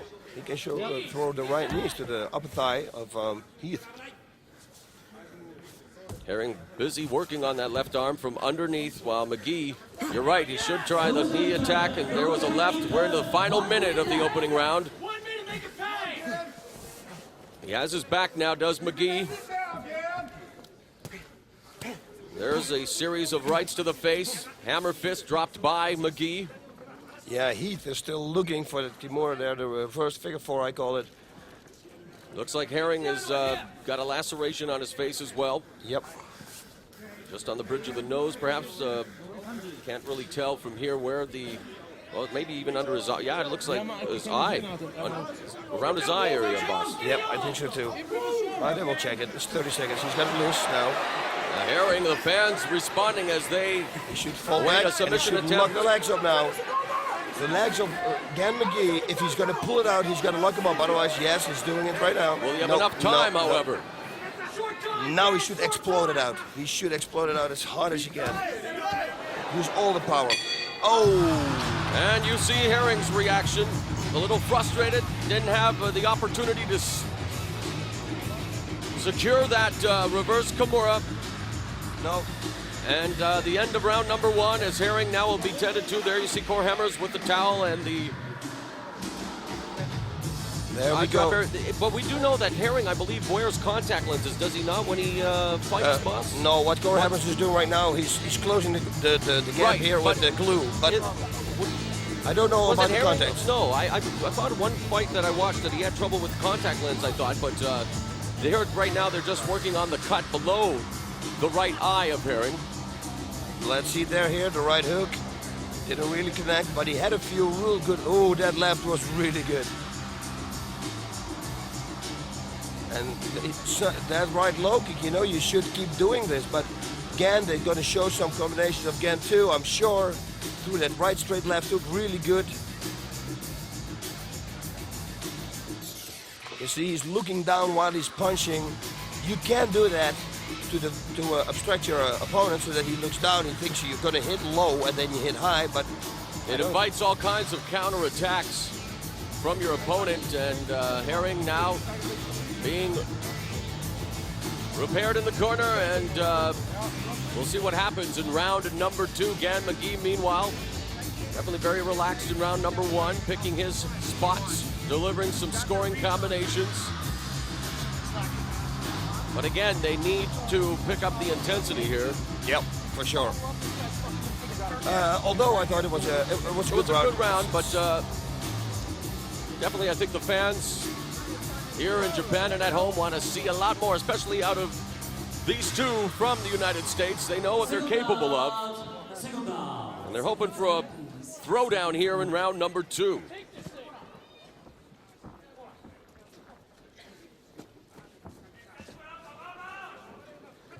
Okay, now I think he looks like to be in a better shape, but you can never tell. And of course, McGee will try to exploit that cut below the right eye of Herring. Try to capitalize on that.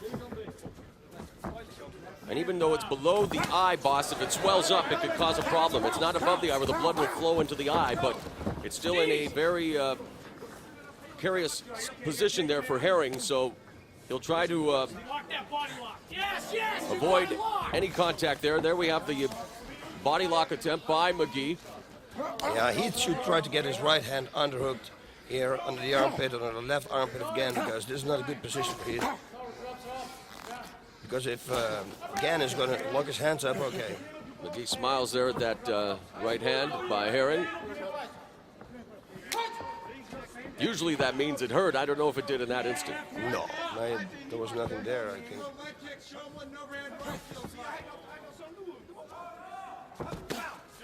Another block there by McGee on the inside leg kick attempted by Herring. Yeah, that's what I always say. Overhand right. And that knocks out the mouthpiece of McGee. McGee says, okay, let's go. Bring it on. Wow. That was a wild overhand right, knocking the mouthpiece from McGee's mouth, but it didn't look like it did much damage, though. More of a visual than any real damage done there. Yeah, I think there was nothing. Otherwise, he wouldn't have been so fast in picking it up and put it back in. He should work, definitely go to the body. He should. Those low kicks are hurting, you see? He's already lumping his leg. It looks to me like they're hurting, so he should continue doing this. Kick attempt there by McGee. McGee just really kind of standing there long. Herring doing all kinds of feinting and really just staying active in a bit of a frenetic stance there by Herring, which again expends energy as well. Yep, and he is still doing the same. Every time he throws punches, he looks down. He should look at his opponent, and make a 3-shot. And yeah, exactly. Only able to really deliver the single shots is the Texas Crazy Horse. McGee with that reach advantage with the left. Doing a good job of keeping Herring at bay, and Nakamura there now into a front face lock looking for the guillotine, but it has the arm trap there as well, boss. Yep, and here we go, knees to the body, to the leg, which was a really smart thing to do, and you saw that McGee pushed him away. It could be, I say, the sign that he feels the low kicks. Every time Herring now goes for a kick, it's met directly by the counterattack upstairs by McGee. Perfect. He's getting out of the corner, and McGee's corner was shouting, don't let him get out of the corner. I want him to cut off the ring, of course, having the height advantage, and keep Herring corralled, if you will. Keep that Crazy Horse in McGee's pen. 2 minutes left, right straight. He should throw that more.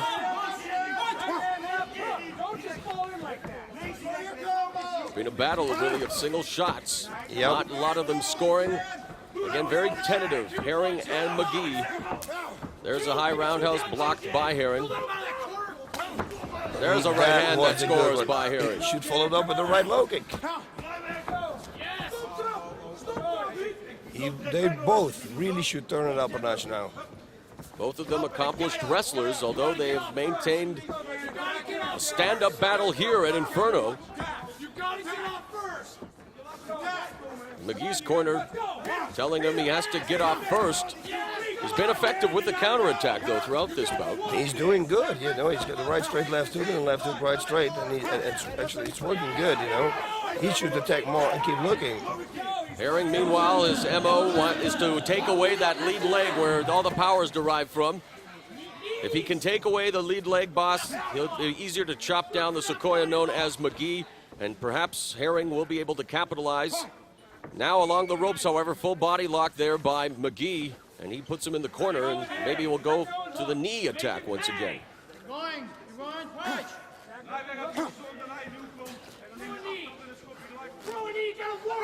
Yeah, a break again, thank God for that. Into the final 30 seconds of round number 2. Herring and McGee in a battle of single shots here. We'll have to see if anyone wants to turn it up and finish the round in a flurry. He should keep going now. Now Herring becoming a little more aggressive into the clinch, underhooks, and there is the end of round number 2. Herring, a little more activity there in the final 15 seconds, but really not able to accomplish a lot, boss. No, absolutely not. He looks down every time he punches. I mentioned it like now 40 times, so the people know at home. I'm sorry, but you should keep going. Make a left, right, straight, give him a deliver shot or something, make a 3 combination and finish off with a kick. And while McGee has been effective with the counterattack, I think his corner, as we heard, wants him to get off first, initiate some offense. And that's what he's going to have to do in round number 3 if he wants to secure the victory here, I believe. Yeah, and there is a contact. There it is. Thank you. You're absolutely right. Now, let's see. Low kick. See, those low kicks are good. And that can be dangerous, actually, fighting with contact lenses like that. I mean, they can, I always fought with them. Really? And they never, like, I lost a fall lot out of or them. cut or... Many, you know what they I can't mean? cut. They can't no, cut. but when they fall out and... Yeah, I know. It's the worst because When you sometimes can't when they see fall and get out... tagged and... No, then you got your vision gets all screwed up That's because right. one eye sees and the other That's side right, and doesn't. we've seen this before with Heath Herring. He picks up his mouthpiece. That was the moment of levity for the fans here at Inferno as they, that was a great shot. Oh, that eye is starting to swell. That's what we had talked about as well, boss. It wasn't over the eye, but where it is, it's going to swell, and it's almost swollen shut right now, which is going to cause all kind of problems for Heath Herring in round number 3. It'll be interesting to see if Gan McGee can capitalize and put Herring out here at Inferno.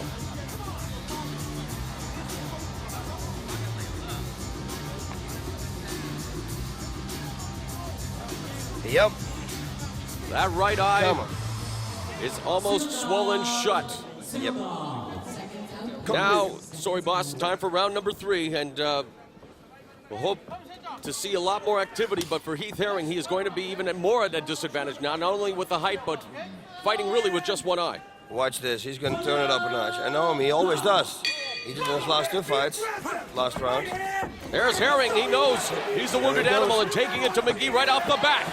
With those overhand rights, the left jab followed by the overhand right now. He's got to pull himself. He's got to go for side choke. It almost looked a standing side choke. Push him away now.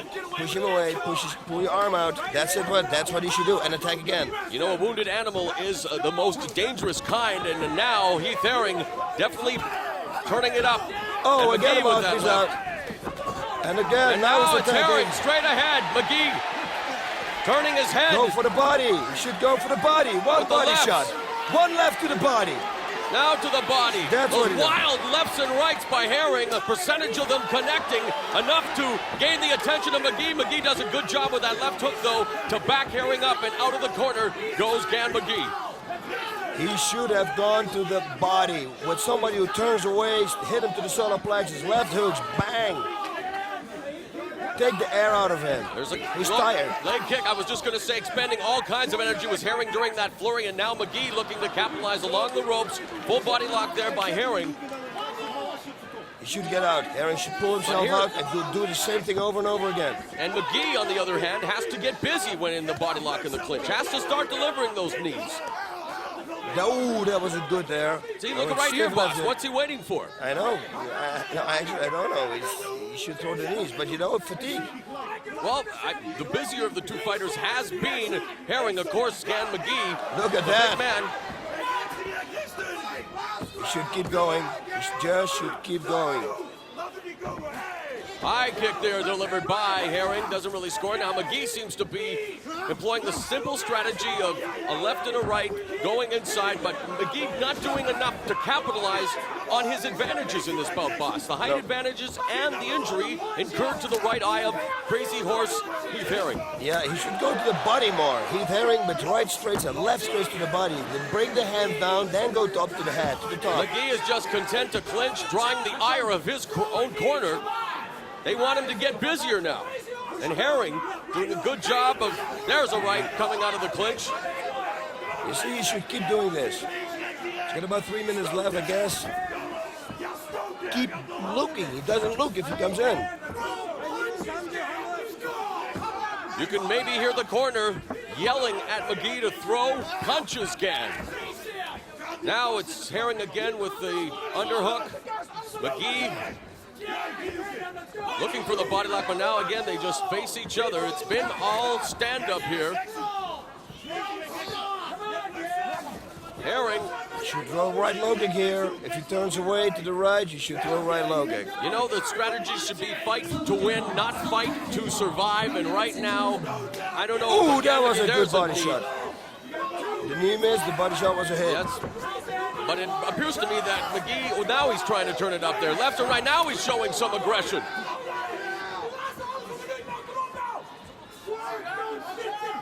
Yeah, exactly. The corner saying, work, don't sit there. And really, Gan McGee not taking advantage of the tools that God gave him. And now he begins to land with the right. And Heath Herring feels the impact of those shots. Now Herring with the right of his own. Now in a tie clinch, McGee, Herring is able to slip out of it. This is what that wild right does, McGee, back into close quarters. There's Herring with a right hand, and again, it's up to Herring to get inside and go to work. Now a right, and man, Heath Herring, his face looks like a mess, but boy, is this guy a warrior. Okay, we got 1 minute left in the fight. Who's going to finish? And I do believe we are in for a thrilling finish. The crowd here at Osaka Castle Hall encouraging both fighters. Herring now with the left, the right. Herring has McGee rocked. Right and left up to the chin, but McGee has a very strong chin, able to take those shots. We are seeing a throwdown here in the final half minute of this bout at Inferno. Wow! What a finish, 30 seconds. Who can finish this in the 30 seconds? Last 30 seconds. Come on, guys. Herring and McGee running on fumes. Herring showing that never say die attitude. McGee now hanging on with the clinch. Will he come in with a knee? No. Herring backs up. This is almost like a Rocky movie. It is a battle, no doubt, lefts again and rights inside into the tie clinch, but that is not where McGee wants to be. He has to start reining in those knees, and the bout is over. And a great last minute and a half of that third round. Boss, I think the Texas Crazy Horse, Heath Herring, even though he looks worse for wear, did enough to win this bout. I think so, too. Again, McGee looked okay in the opening round. Let's go back to some of this action, boss. Wow, that was the right hook. Started off, see, and now when he turns away, just give a left hook to the body. Left hook to the body. Full power. Give him right low kicks, right knees to the body. To the legs. You know, McGee absorbed all the punishment. Oh, that one hurt, right hook. And there you see some of his offense. Yeah. But it just seemed like his corner was saying, he would not capitalize on the opportunities given him. While Herring, knowing he's the wounded animal, knowing that he's in danger, kept doing this. Yeah, but that left hook was a hard, left uppercut hook, I call it. That had impact, and it didn't flinch. Yeah. It'll be interesting to see how this bout is adjudicated. Let's await the official decision from the judges. Judge Miyake, gun. Wow. Judge Kobayashi, Heath.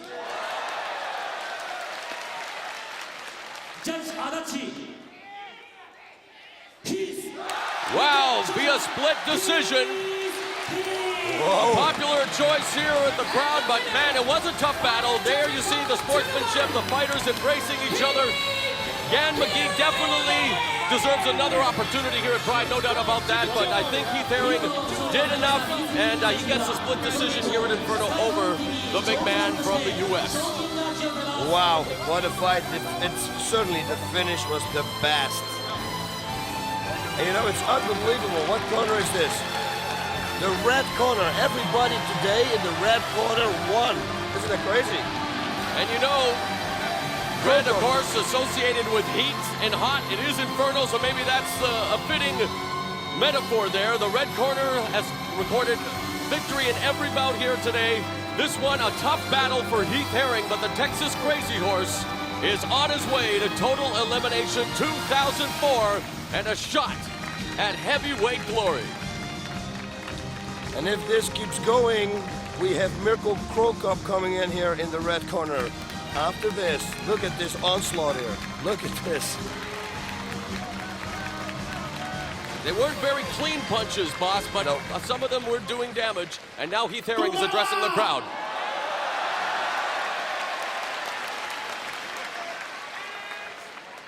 It's been 4 years since I've been in Osaka.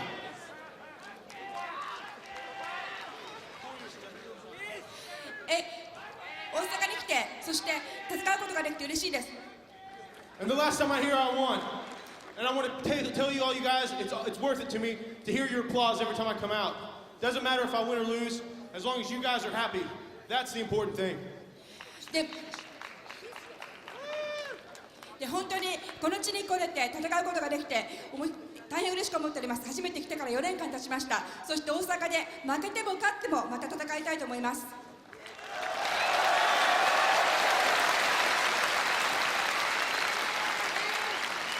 And I am absolutely thrilled to be in the Grand Prix. I cannot wait. そしてグランプリに参加する資格を受けて本当にワクワクしています。もう待ちきれません。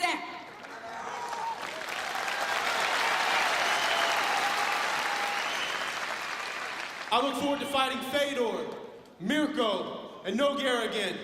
I want to show y'all that I'm the best, but I need your support. Yeah! Well, there you see Heath Herring definitely jacked up about his victory here tonight, and of course the opportunity.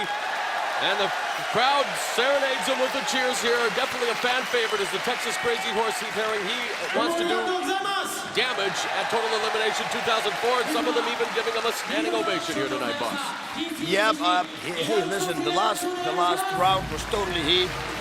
Gat had a few good comebacks though, but I think he pulled it off. I mean, there was a lot of weight difference here.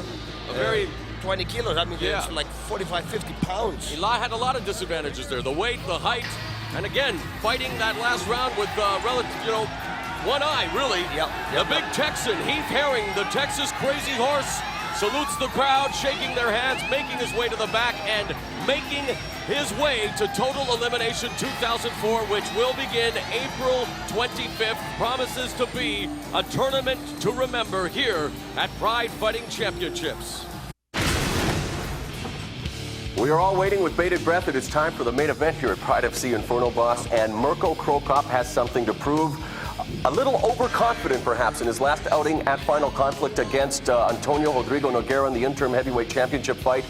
Mirko Cro Cop, already a very intense individual. That loss, I think, has made him even more intense, and he has something to prove, and tonight he takes on Ron H2O Waterman. Waterman, his second appearance here, coming off a victory at Pride 24 against Valentine Overeem. Again, how do you match these two up? Cro Cop, lightning quick, Waterman, one of the biggest and most agile fighters we've seen. Yes, Ron Waterman's nickname is the H2O man, but I promise you, you do not want to call him the Water Boy. No. I think Adam Sandler has that cornered already. Yeah, because I think if you do that to him, this is the kind of person who will lift you up above your head and he will slam you down. So this, again, is a classic setup. We have the wrestler and we have the striker. Of course, we have Crocop with the left kick, with those kicks, and they're really fast. They come out of nothing, like, they're there, right there, boom. So if you don't keep your hands up, you are going down, my friend. So, what do we know? His last match, he got overconfident against Nogueira, Antonio Rodrigo Nogueira. He got overconfident. Nogueira could not take him down. Ron Waterman, on the other hand, is a really good wrestler. He's got a better takedown than Nogueira has. Once he's going to get a hold of Mirko Cro Cop, that could be big trouble for Mirko Cro Cop. You know, Mirko Cro Cop's one goal for the year 2004 is to win the Pride FC Heavyweight Championship. In order to do that, he has to get through Ron H2 Waterman. It's the main event. An opportunity at Total Elimination 2004 is up for grabs.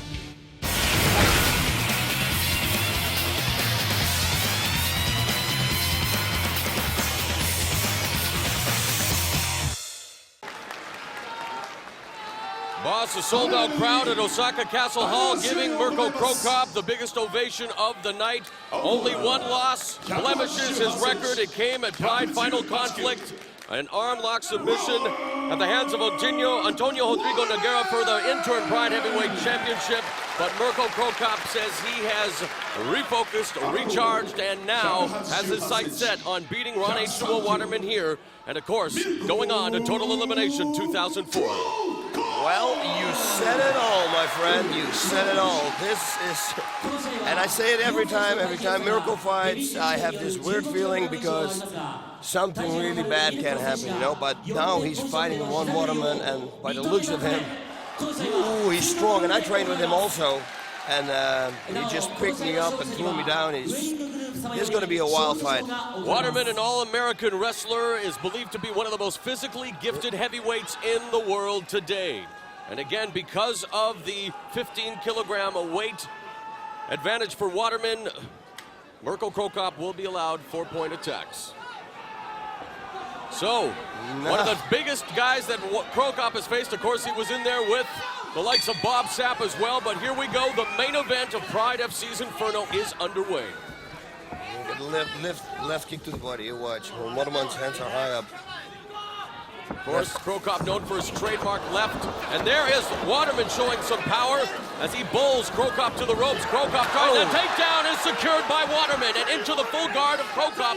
And again, an unfamiliar place for Mirko as Waterman attempts a can opener. Has Crocop done a lot of submission work since his loss to Nogueira? You would think that he has. No, he did it already before. He just made a mistake. You know, he was overconfident. I tell you, he did it before. He knows his submissions. And of course he does know his submissions, but has he continued to work on it knowing what's possible, especially against a wrestler like Waterman? Yeah, but what do you think? If you lose with an armbar, you think, oh, let's learn a little bit more submissions. That's what I would do. Of course. But Waterman is very strong. Mirko's got an open guard. Waterman should go to the side mount, like I always say, and can do more damage there. He's just very, very strong. Of course, Waterman has been working on a lot of timing work on his feet in preparation for this bout, but as always, also focuses on his bread and butter, the ground game, and that's where he is right now in the closed guard of Mirko Cro Cop, dropping a hammer fist, make it 2. They're going to move to the center of the ring. Yeah, he's trying to can open all the time. The can opener cannot really, you know, if you skip your hips out, it's not a submission at all. You can actually attack your opponent with an armbar right away there. So and you're right, he's attempting it again.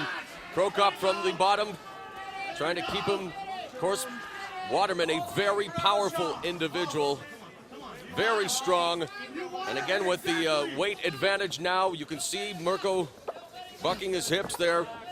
Spreading out is Waterman. Now it's the open guard. He's trying to pass it. He's got 1 foot on his hip, on Waterman's hip here. 2 feet now on the hips. And he can play the open guard game easy, you know. Just make sure that he doesn't get the side mount because that is trouble. But, whoa. Nice, you see, no, he worked definitely on his ground game. 2 minutes gone in the opening round. Waterman has Crocop on his back here in the closed guard now, but really not in much danger at this point as Waterman now is going to attempt some strikes. He's going with the crossface as well. Some right hands. You see what he's doing constantly. He's leaning catch side. He's going there for a side choke. Did you see that, Mirko? Ron is constantly leaning on Mirko's throat. He's just annoying him non-stop. Mirko now has got the half butterfly guard. But Ron has so much weight advantage that I don't know if he can turn him. And he's such a good wrestler, so he's got a real good base. This is obviously not where Mirko Cro Cop wanted to be early on in this round, but Waterman, thus far, not being able to really take advantage of the situation he's presented with. No. He really should pass it. Yeah, see? He's There's some left hands from the bottom delivered by Cro Cop. Now, Waterman beginning to posture a bit. Open guard of Cro Cop. And you hear his manager, Phyllis Lee, is in the corner, screaming to keep your weight on him, Ron. That's really his biggest advantage heading into this main event. But Cro Cop doing a good job of defending from the bottom as well. Defending and his striking. The striking attacks are pretty solid, I have to say. He should rain down right straights, Ron, right here. Right or left straights. I'll go to the body. Hook to the body, right straight to the head. Right hook to the body, right straight to the head. He should really be using a size advantage, as you said, boss, even though Mirko has the hook in to try to pass this guard. Perhaps in a side control where he can use those big tree trunk legs of his. Yeah, try to attack the body, but Mirko doing a really good job of maintaining him in now what is the closed guard. Yep.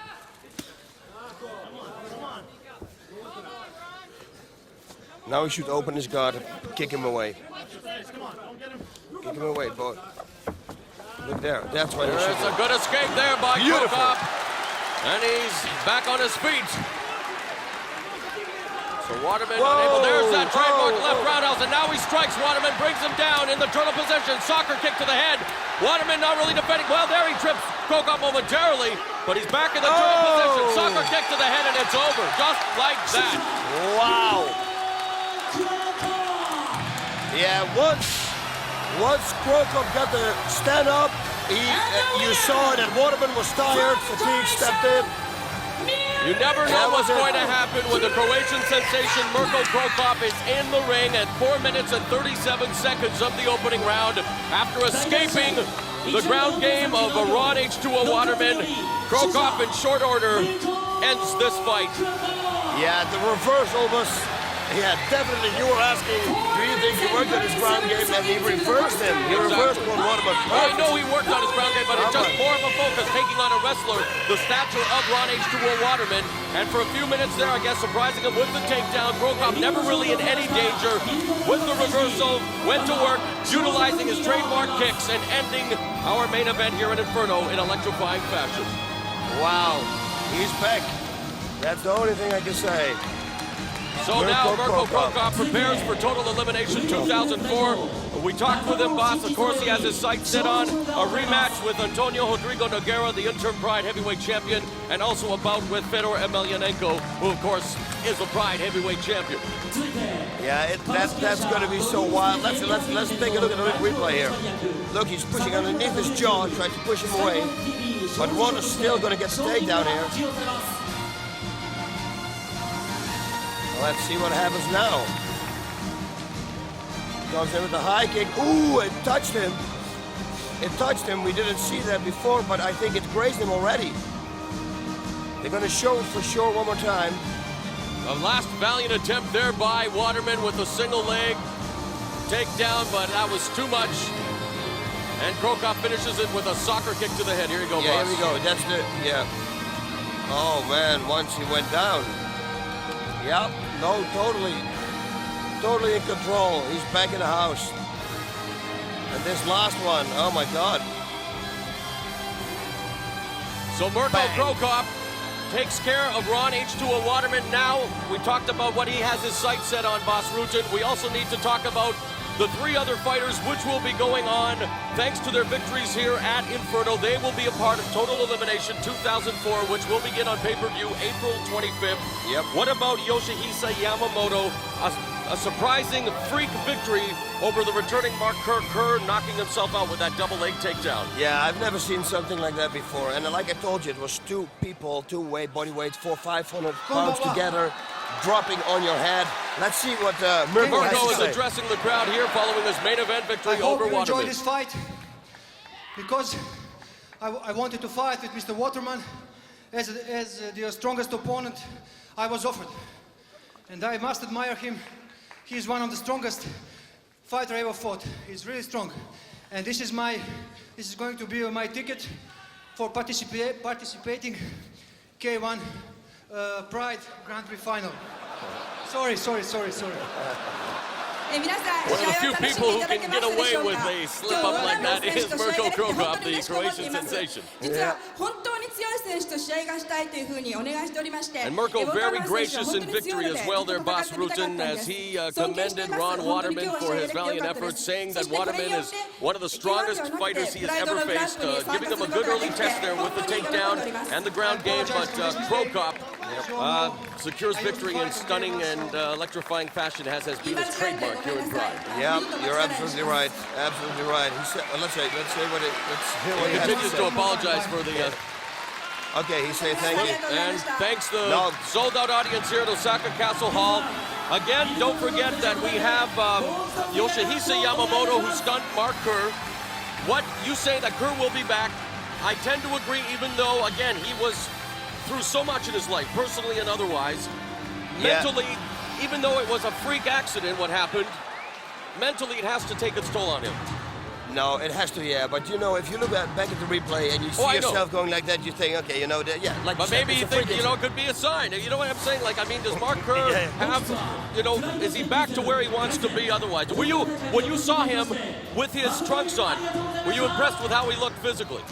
No, I actually thought that he looked good because he lost weight. And I always tell him, lose weight because you have more stamina. His problem earlier in his fights was stamina problem. You know, so I thought he looked great. Okay, well, we'll wait to see what happens with Mark Kerr. Also, in addition to Yoshihisa Yamamoto, we saw Heath Herring defeat McGee. Herring is also going to be in Total Elimination 2004, and you know he's been waiting for this opportunity for a long time. Yeah, what a fight that was. I mean, it started off kind of really slow, but then he knew that in round number 3 he had to pick up the pace, and he really did, and he put the hurt on Big Gan McGee, and that is the way he won the fight by split decision, like you said. Exactly, and also advancing to Total Elimination 2004 here at Inferno was Igor Ice Cold Vovchanchyn. He kicked off the show with a victory over a very game fighter in Dan the Bull Bobish. So those 4 will be going on to Total Elimination. 12 other participants will join them, and it begins April 25th. Also, don't forget the next time we'll be on pay-per-view will be on March 21st. It'll be Pride Fighting Championships Bushido Volume 2. Look for us on March 21st right here on pay-per-view. For El Guapo Boss Rutan, this is Mauro Ranallo saying good night from the Osaka Castle Hall in Japan. Ciao, ciao. Well, everybody can see I'm here with the victor. It was unbelievable again. The left kick. Everybody knows that the left kick is coming, but for some reason they can't see it coming. What's up with that? I don't know. Maybe one of the reasons is because it's my favorite kick, and I train it every day, morning, evening, and that's my specialty. Yeah, I saw him in the beginning. I saw him standing with his hands real high, and I think, oh, you're gonna liver kick him. He's gonna liver kick him. Were you surprised that he could take you down? Because I was kind of surprised first when he took you down. I know he's a phenomenal wrestler. What did you think of his strength? Nothing. I felt that he's strong. He's really strong. Yeah, you told physically very strong. Yeah. So, but I feel no danger on the ground. Totally comfortable. Yeah, I was very comfortable. I closed my guard and I was just waiting my chance. Is it going to be 30 seconds, 1 minute or 2 minutes? Doesn't matter. I just knew that I'm going to stand up and I will finish the fight as soon as I stand up. Yeah, you know, the crazy thing was you had your both feet on his hips one time, you were pushing him away, he tried to go to side mount, then you go right back to the guard. Your game work, your ground work was phenomenal, and then the way you turned him, man, it was phenomenal. Yeah, I started training a lot, groundwork with Mike and other guys in Croatia, and I'm getting better and better. I'm preparing myself for the Pride Grand Prix this year. Yeah, I see no stopping you. Like I said before, you know, I say the last time with Nogueira, I think he got overconfident. That's what I said. And you took the second round. If you would have stayed sharp like you was. I was too confident. That's exactly. I was too confident after the first round, so I wasn't careful enough in the second round, and Nogueira just used his only chance. Yep. And but this confidence will always stay. Now you will be focused non-stop. I must be ready all the time. Yeah, one of the favorites for sure. You are going to be in the Grand Prix. For me, that's what I always say to the people. I say it at home. You know, they know you're my favorite. They always say, "Oh, you're biased." I say, I can't be biased, you know, but I just tell it how it is. You know, if you're in a difficult position, I say, "Oh, he's in a difficult position," but otherwise, I would say it also. So, Mirko, I thank you very much for this interview. I heard, by the way, you're in the government now. Yeah, I'm a member of parliament. Can you give me some little city or something, a couple of thousand people, so that you say, you know, make me the head of the mayor or something? Yeah. I can put you as a mayor of our capitals. That would be great. Yeah. We see each other a little bit more.